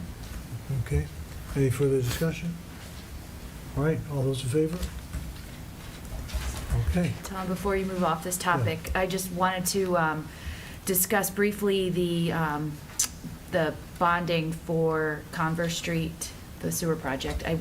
There's been a lot of work that's happened outside of these meetings, talking about rate projections, and I just wanted to draw your attention to this tonight. I'm going to kick it to Ian, because I know he's been doing a lot of work on this, but I didn't want to catch you off guard tomorrow night with any of this. I know in the explanation for the warrant, it says projecting a 6 to 8% increase, but with a lot of the work that's been happening outside of those meetings, Ian has an update on that.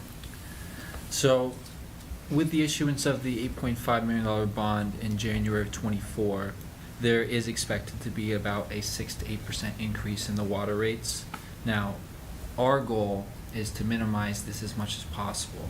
So what I have in front of me is a schedule that goes over the water rate proposals and the different parts that the finance department can interact with in order to change the potential rate that we see for our ratepayers. And what I want to stress importantly is that we have the ability to minimize this impact as much as possible. And the way that we can do that is twofold.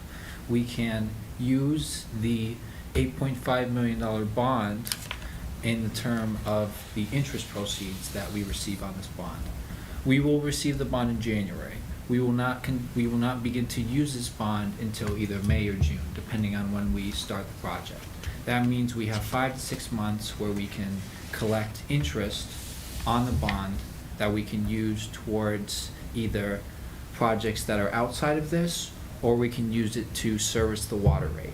My recommendation is that we use the interest that we would be receiving on the bond on the water rate to lower the impact that our ratepayers will receive. We can do this in tandem with the retained earnings account that we have in the Water Enterprise Fund. Now, this will result in potentially between 4 and 5% interest on an annual basis, depending on where rates are. There's an arbitrage on interest where, unfortunately, we are not able to collect more interest on our bond proceeds more than the actual interest rate on the bond, so we can't get extra interest if that's available. So what that means is that we have enough interest coming in that we can service the interest payments on the bond, as well as put it towards reducing the water rate. So, for example, our current projection, if we were to use $250,000 of both interest proceeds and retained earnings from the Water Enterprise Fund, that would project the water rate for FY24 at $3.98. This would be about an 8% increase. Can you just repeat that number again? Sure. So for FY24, our projected rate for water will be $3.98. From FY23, that's about an 8.1% increase. Now, there's availability in this because of two things.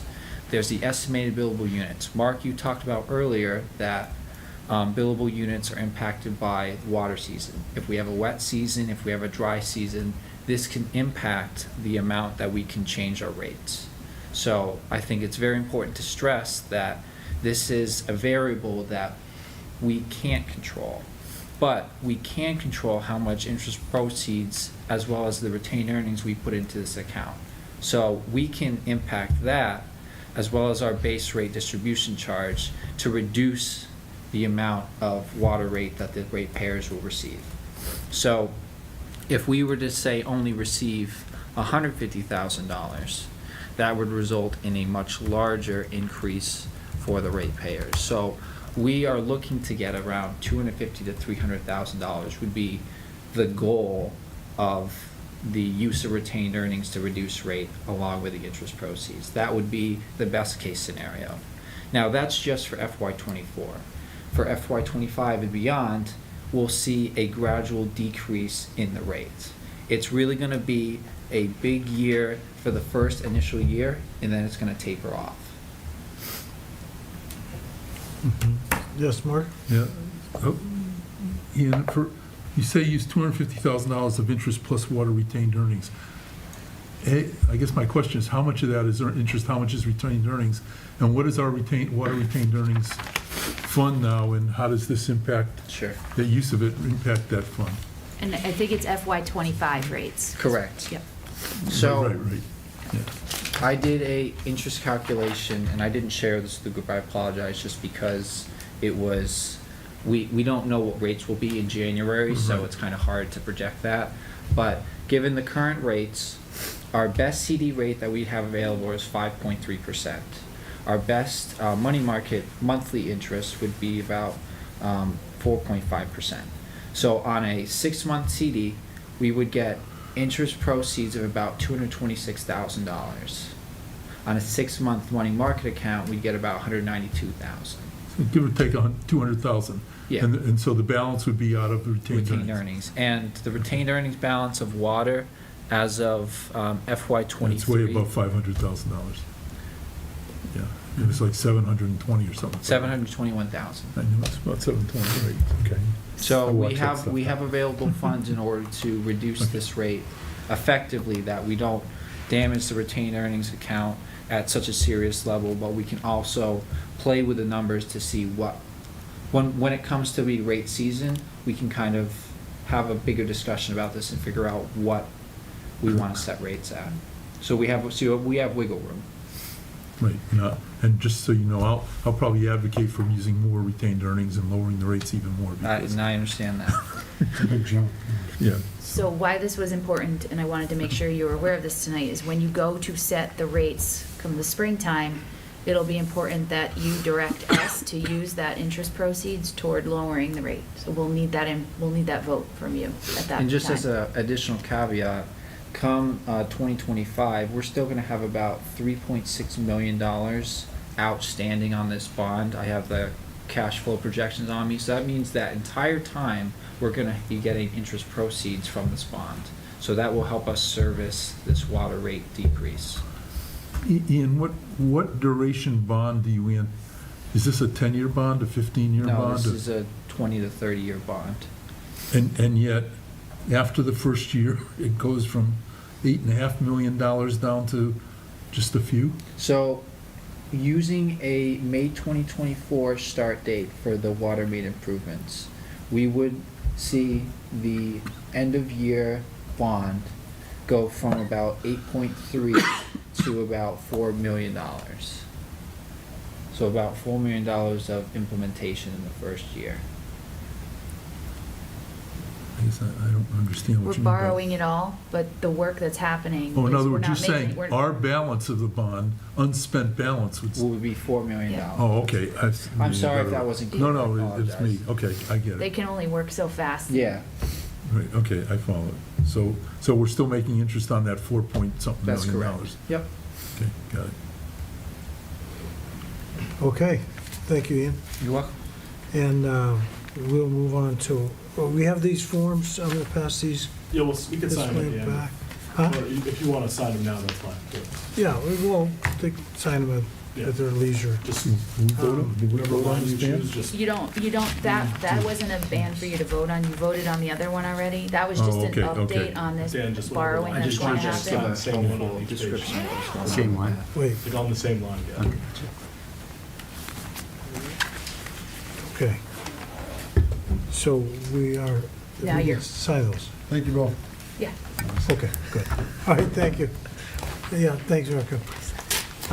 So next we have the veteran, senior and veteran tax abatement, application review.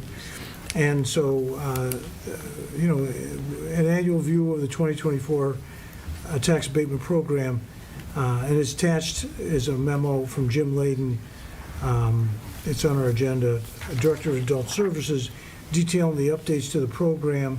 And we have Jim, who is going to speak with us. And again, this is a program that helps folks who are, their income is low, they qualify in a sense, or they're a veteran, and this will help them reduce the tax that they pay to the town so they can continue to live here. Hi, Jim. How are you? I'm great. Thanks for having me tonight. Yeah, so you want to explain the memo of November 2nd? Yeah, there's been some updates to the program that we saw for 2024. The program's been very successful throughout the town. At the Adult Center, we have a number of volunteers, and then a number of volunteers that also help throughout other town departments. So there were some recommendations for 2024 after meeting with the Finance Department and the Assessors Department that came down when it comes to the amount of rebates that people would qualify for this upcoming calendar year. They could be raised from $1,500 to $2,000, and there's a few other updates as well that were recommendations after talking with some of the other town departments that I highlighted in red for the select board to review. Okay.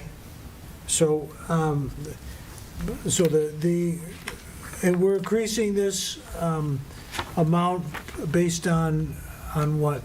Why are we increasing it compared to last year? Is there? So with the governor's tax relief package. Oh, that's right. This was a change that the Healy administration had put forward. Yeah. And it's the first increase in several years, but it's in recognition of, the high cost of living right now. Okay, so the governor's helped us to provide some leadership. It's optional if communities want to adopt to that level. We did, as Jim mentioned, internally, departments work together to figure out, do we want to do the 1,500?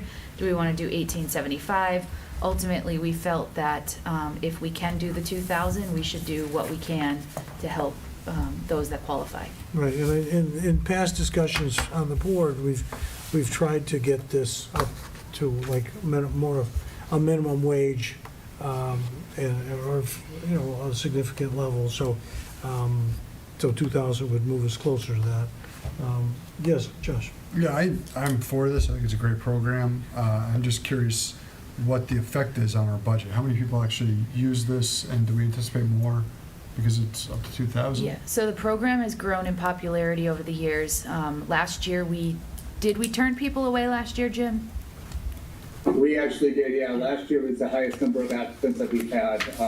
We hit 20 people. That's what the program allows, and I think last year we probably had 25 to 27 total applicants. Mm-hmm. Okay.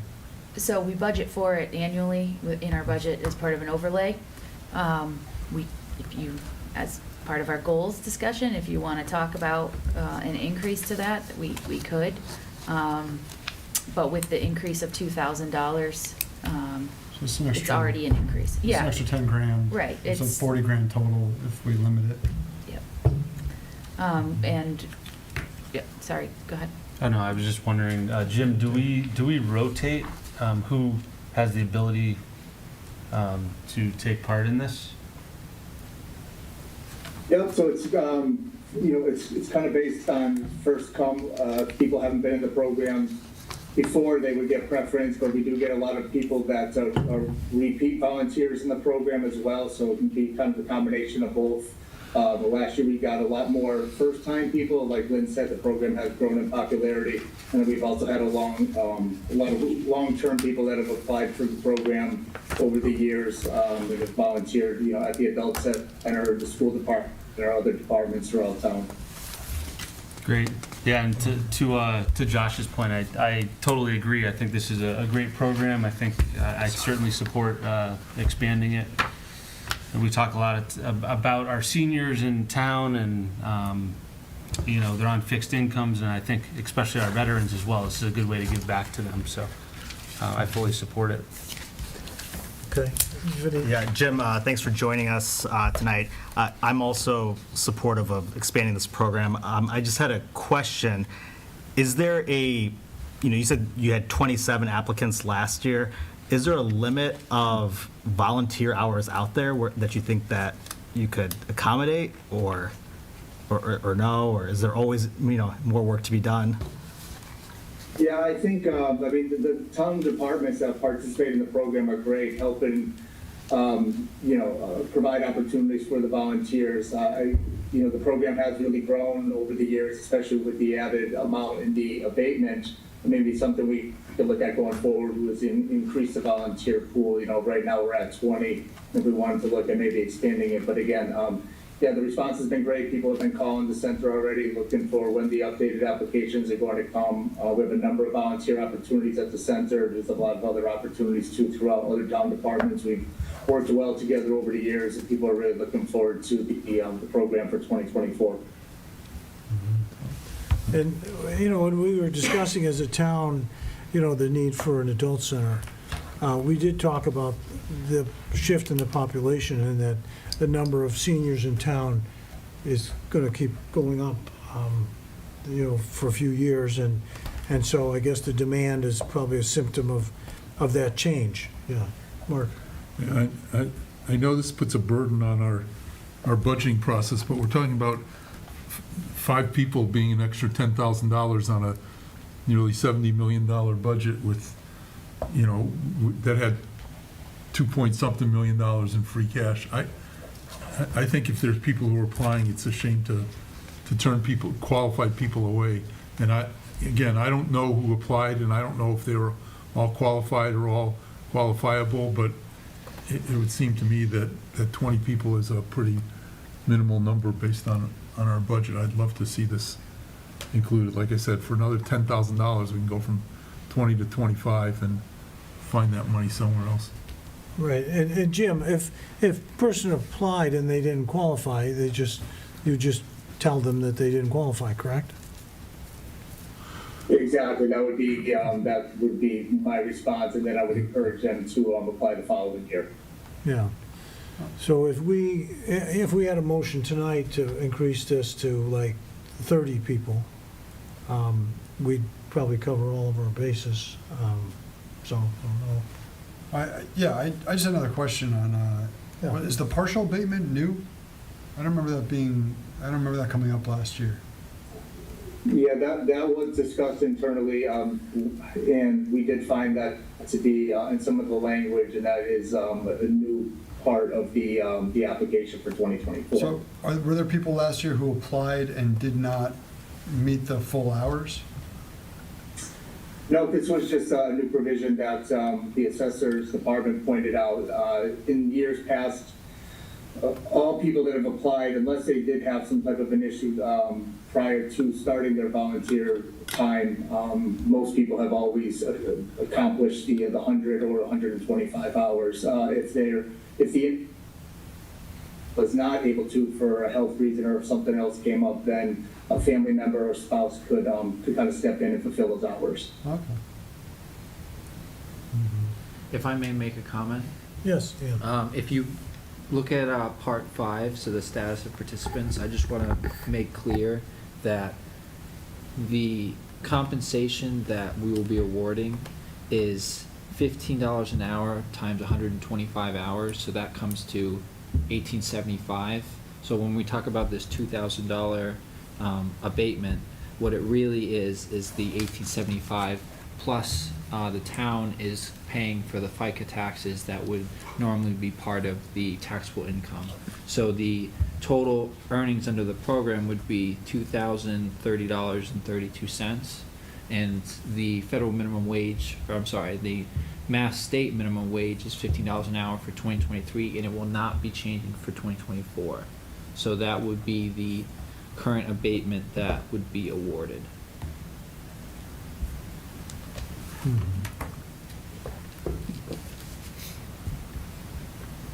All right, so, Another, Yeah, Lynn.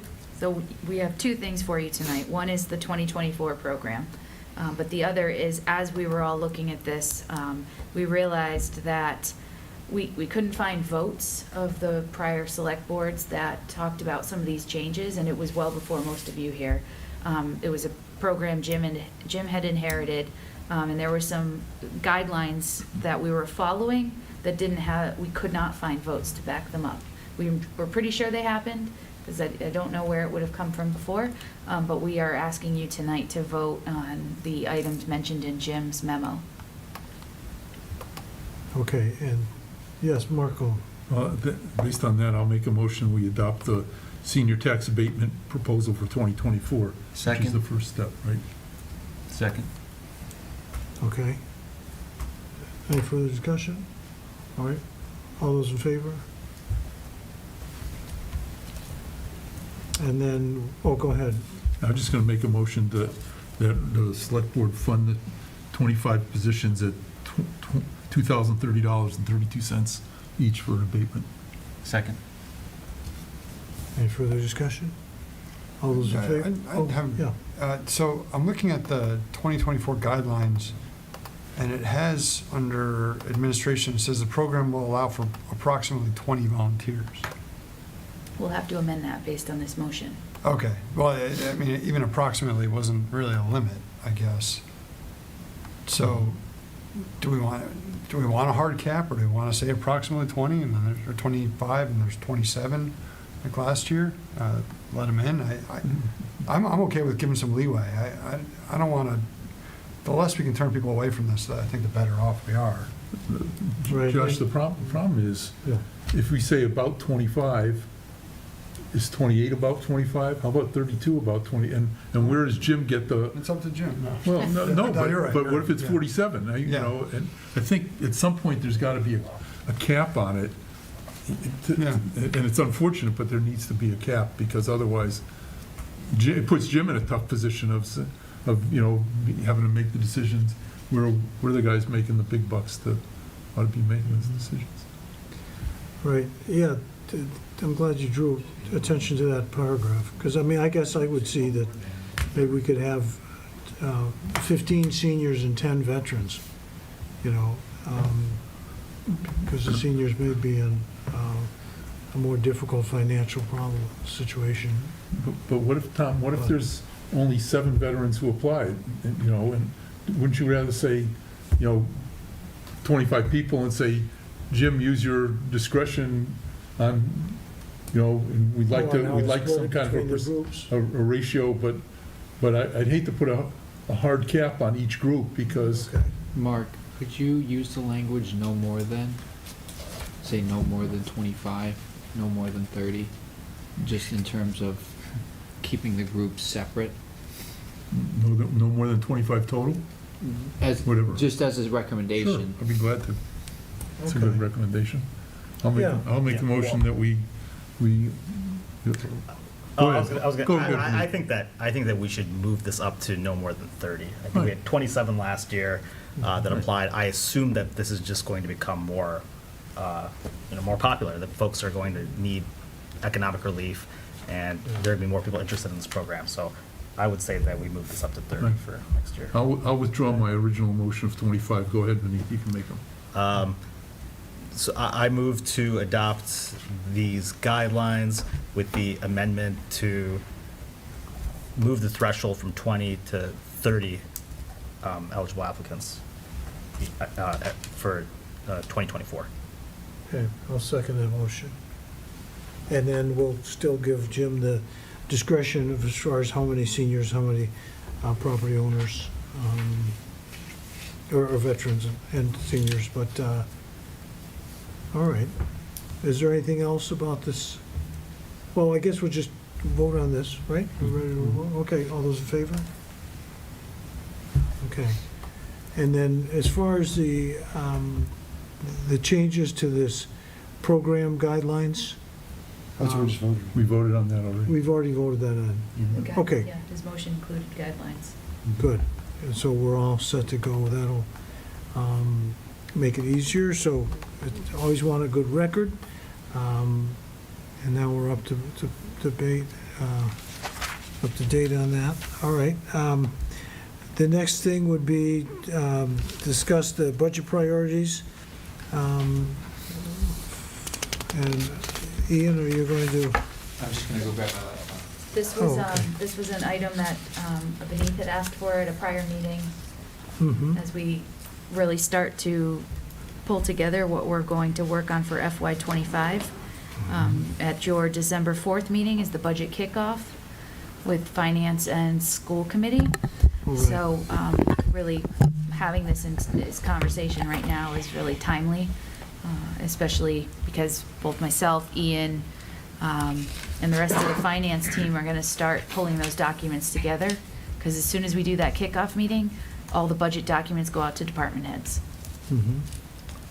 Can I just? Yes, say Marco? Ian, I just wanted to let you know that there's the pressure's on you that on December 4th, historically, we have a massive deficit. And somehow by the time the budget's done, it's all balanced up. So I just want to let you know that no matter what we hear on December 4th, or at least what I hear, I'm expecting miracles between you and Lynn, between then and no pressure. April. Yeah. No pressure, right? All right, go ahead and talk about budget priorities. You want to? So we don't Start, have or- that for you tonight. This is really a conversation for the board and For for the board. myself. You guys can help give me some direction as I put this together.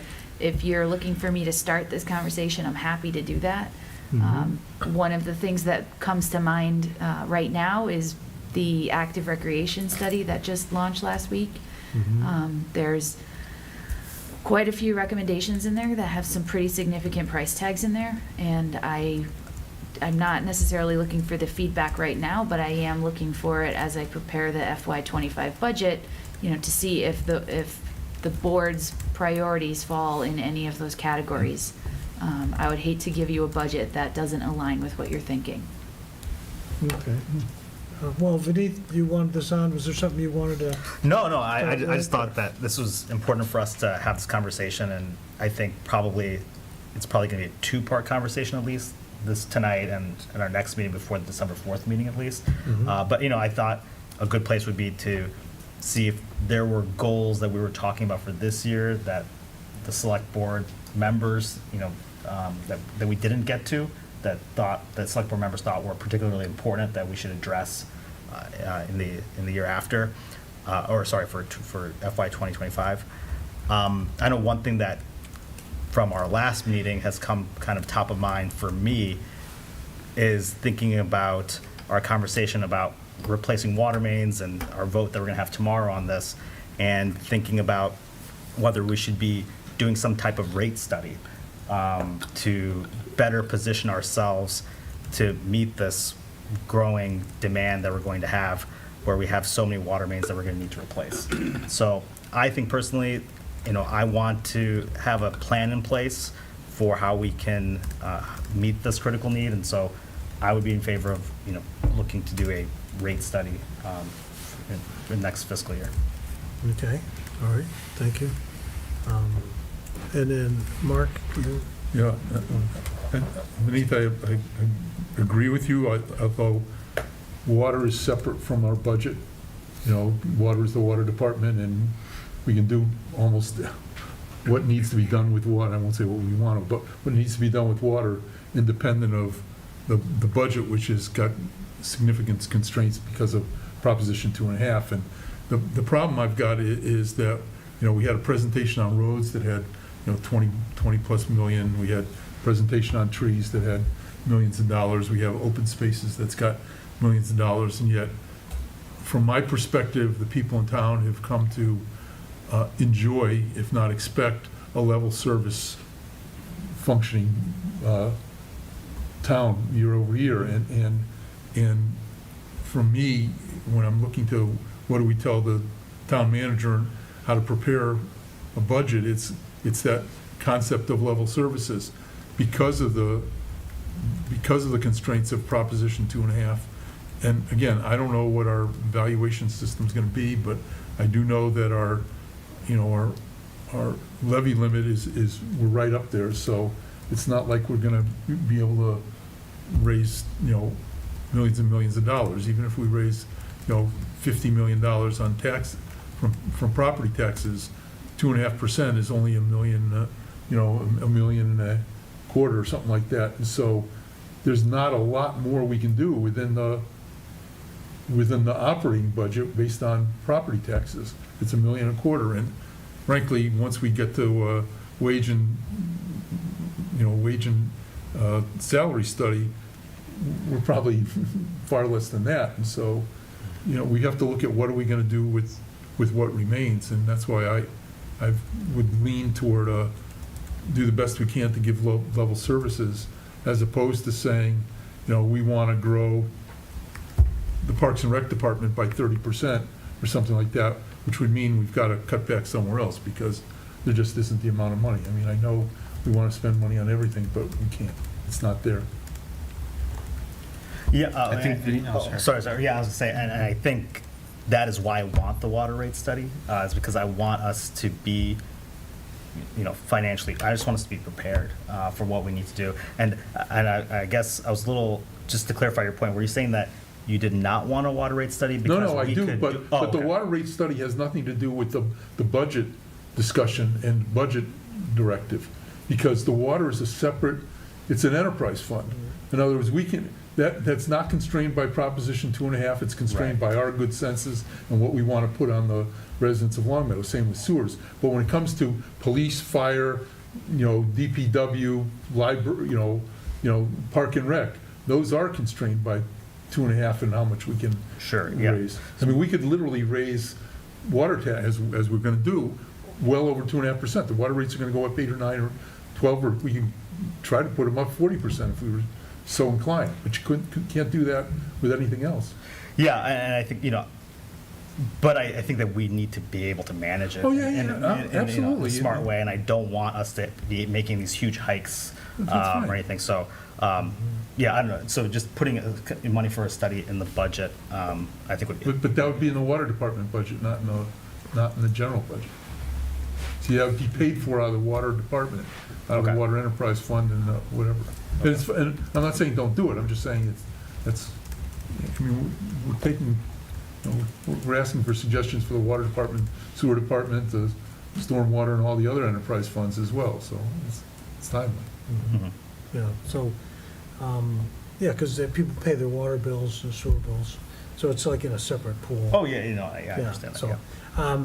well, when I look at the town, when I used to go to what was called the senior center, I saw workout machines, but I very rarely saw people exercising. It was almost like, I knew they must have used those, and now when I go into our adult center, it's amazing how healthy our community looks. I mean, they can't get enough playing basketball and pickleball and using, the gym. I don't want people to use the gym. I like having it all myself. But people are using the facilities here, the walking track.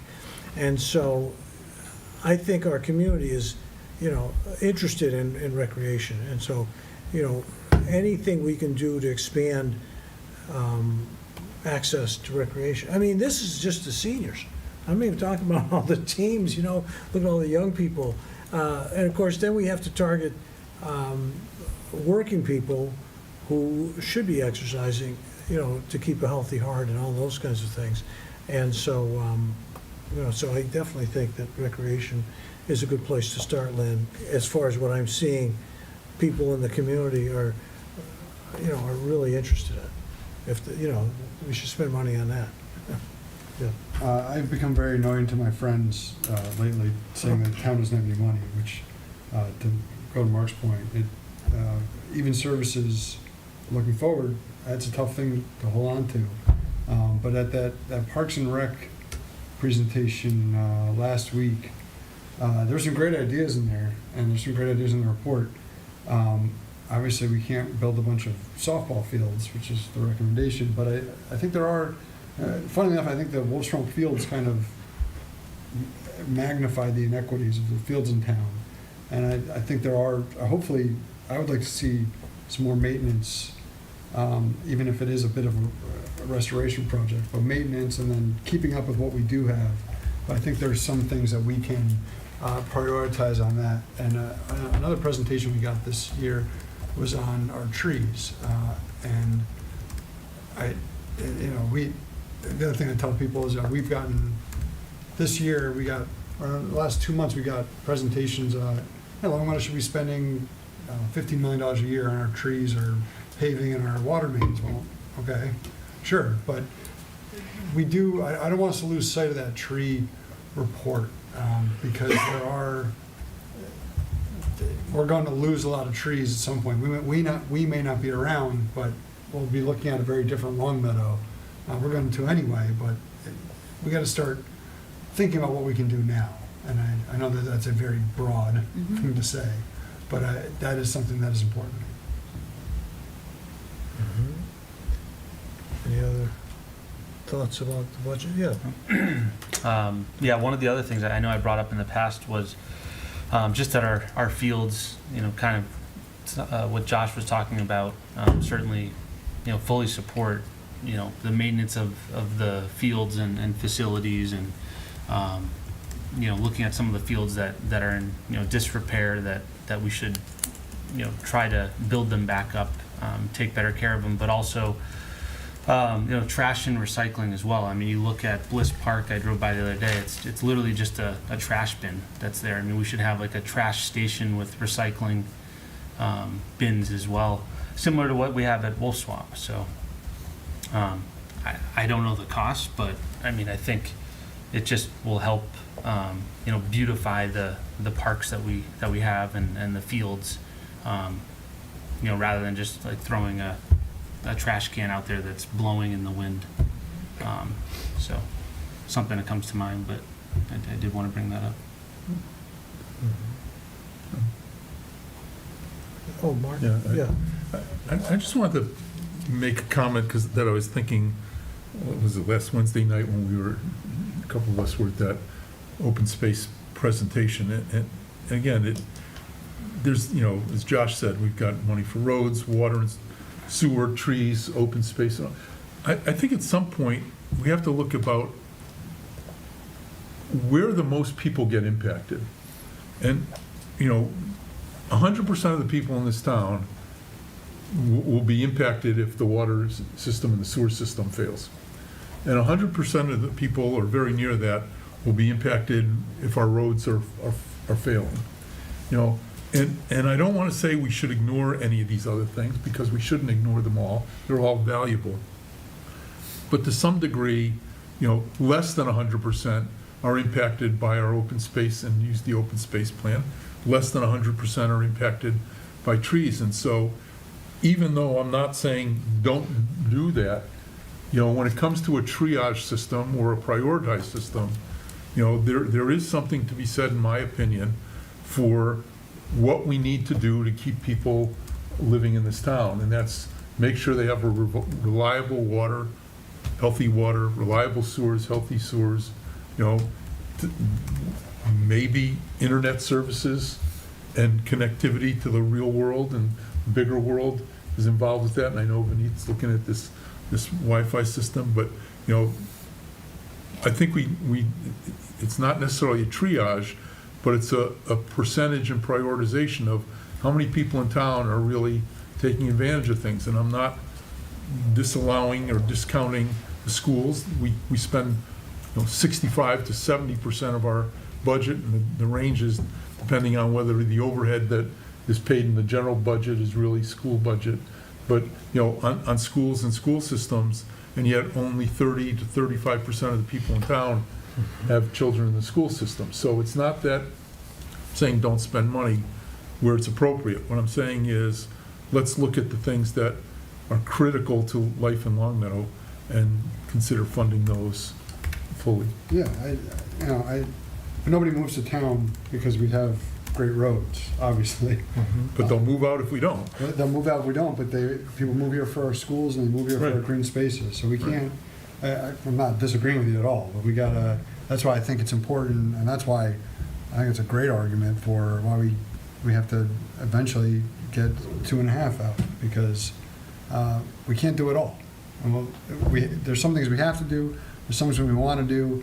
I think the things we want to do are really important, but we just can't. We have to do these things, and we're in trouble if we don't want to do something about it. That's for another day, though. All right. And yeah, I guess also just I guess this is just commentary. It's interesting that I think 3 of the biggest things that people talked about in town this year were the playgrounds at the schools, Bliss Pool, and rezoning the church. And the playgrounds are done with, and the other 2 items we're going to have a vote on tomorrow night. And so it'll be interesting to see what people start talking about next. You know, what kind of takes precedence in kind of the public space of what people think that we should be pushing forward. Because, you know, if we're going to start having this, you know, serious budget discussion kick off December 4th, you know, that's just a month from now. And so, I don't know if we'll have necessarily a pulse, you know, by then yet. My prediction is it'll be the middle schools, and a lot will depend on what happens in East Longmeadow, even though it's not our town, on Tuesday night, because they are where we're going to be, I suspect, in, I don't know. October 25. Yeah, and so, you know, I will tell you that, you know, having lived through this school, the construction of this school, at a fraction of whatever it's going to be down the road, there are plenty of people who had what I can best call buyer's remorse once their taxes kicked in. And nobody looks at it and says, terrible school, we shouldn't have bought it, but, oh my goodness, it was very expensive. And you know, so I think it's going to be very interesting to see what happens in East Longmeadow, and I think that's the next big thing in town. Well, and we'll have front row seats. So, any comments on our correspondence for tonight? On the resident letter from the Bogdanoviches, has that been addressed? Is that That's Deep Woods? Deep Woods Road. Oh, that was sent to DPW last Friday. They have had conversations with them, but they are going to formally reply to this letter. Okay. Yep. Good. Any other comments? I Jeff? just had actually I was sitting here and I got an email from someone live when I congratulated the golf team. So he said, so the golf team actually won the Western Mass title as well as a team. And it was Ryan Downs who won the individual for the Western Mass title. So I wanted to congratulate the team as well as Coach Susan Denmark as well as Stephen Ziccolella. No good deed goes unpunished, Dan. That's right. So we have high ratings tonight. A lot of people are watching apparently. Yeah, I guess so. That's good. And I think Downs, there was a local pro with that last name also. Yeah, he's at Great Horse now. Okay, yeah. So, well, good. Thanks for sharing that. Can we have a motion to adjourn? So moved. So moved. Second. Seconded. All those in favor? Okay. Thank you. Good evening. We'll see you in a couple, well, we'll see you tomorrow, town meeting. That's right.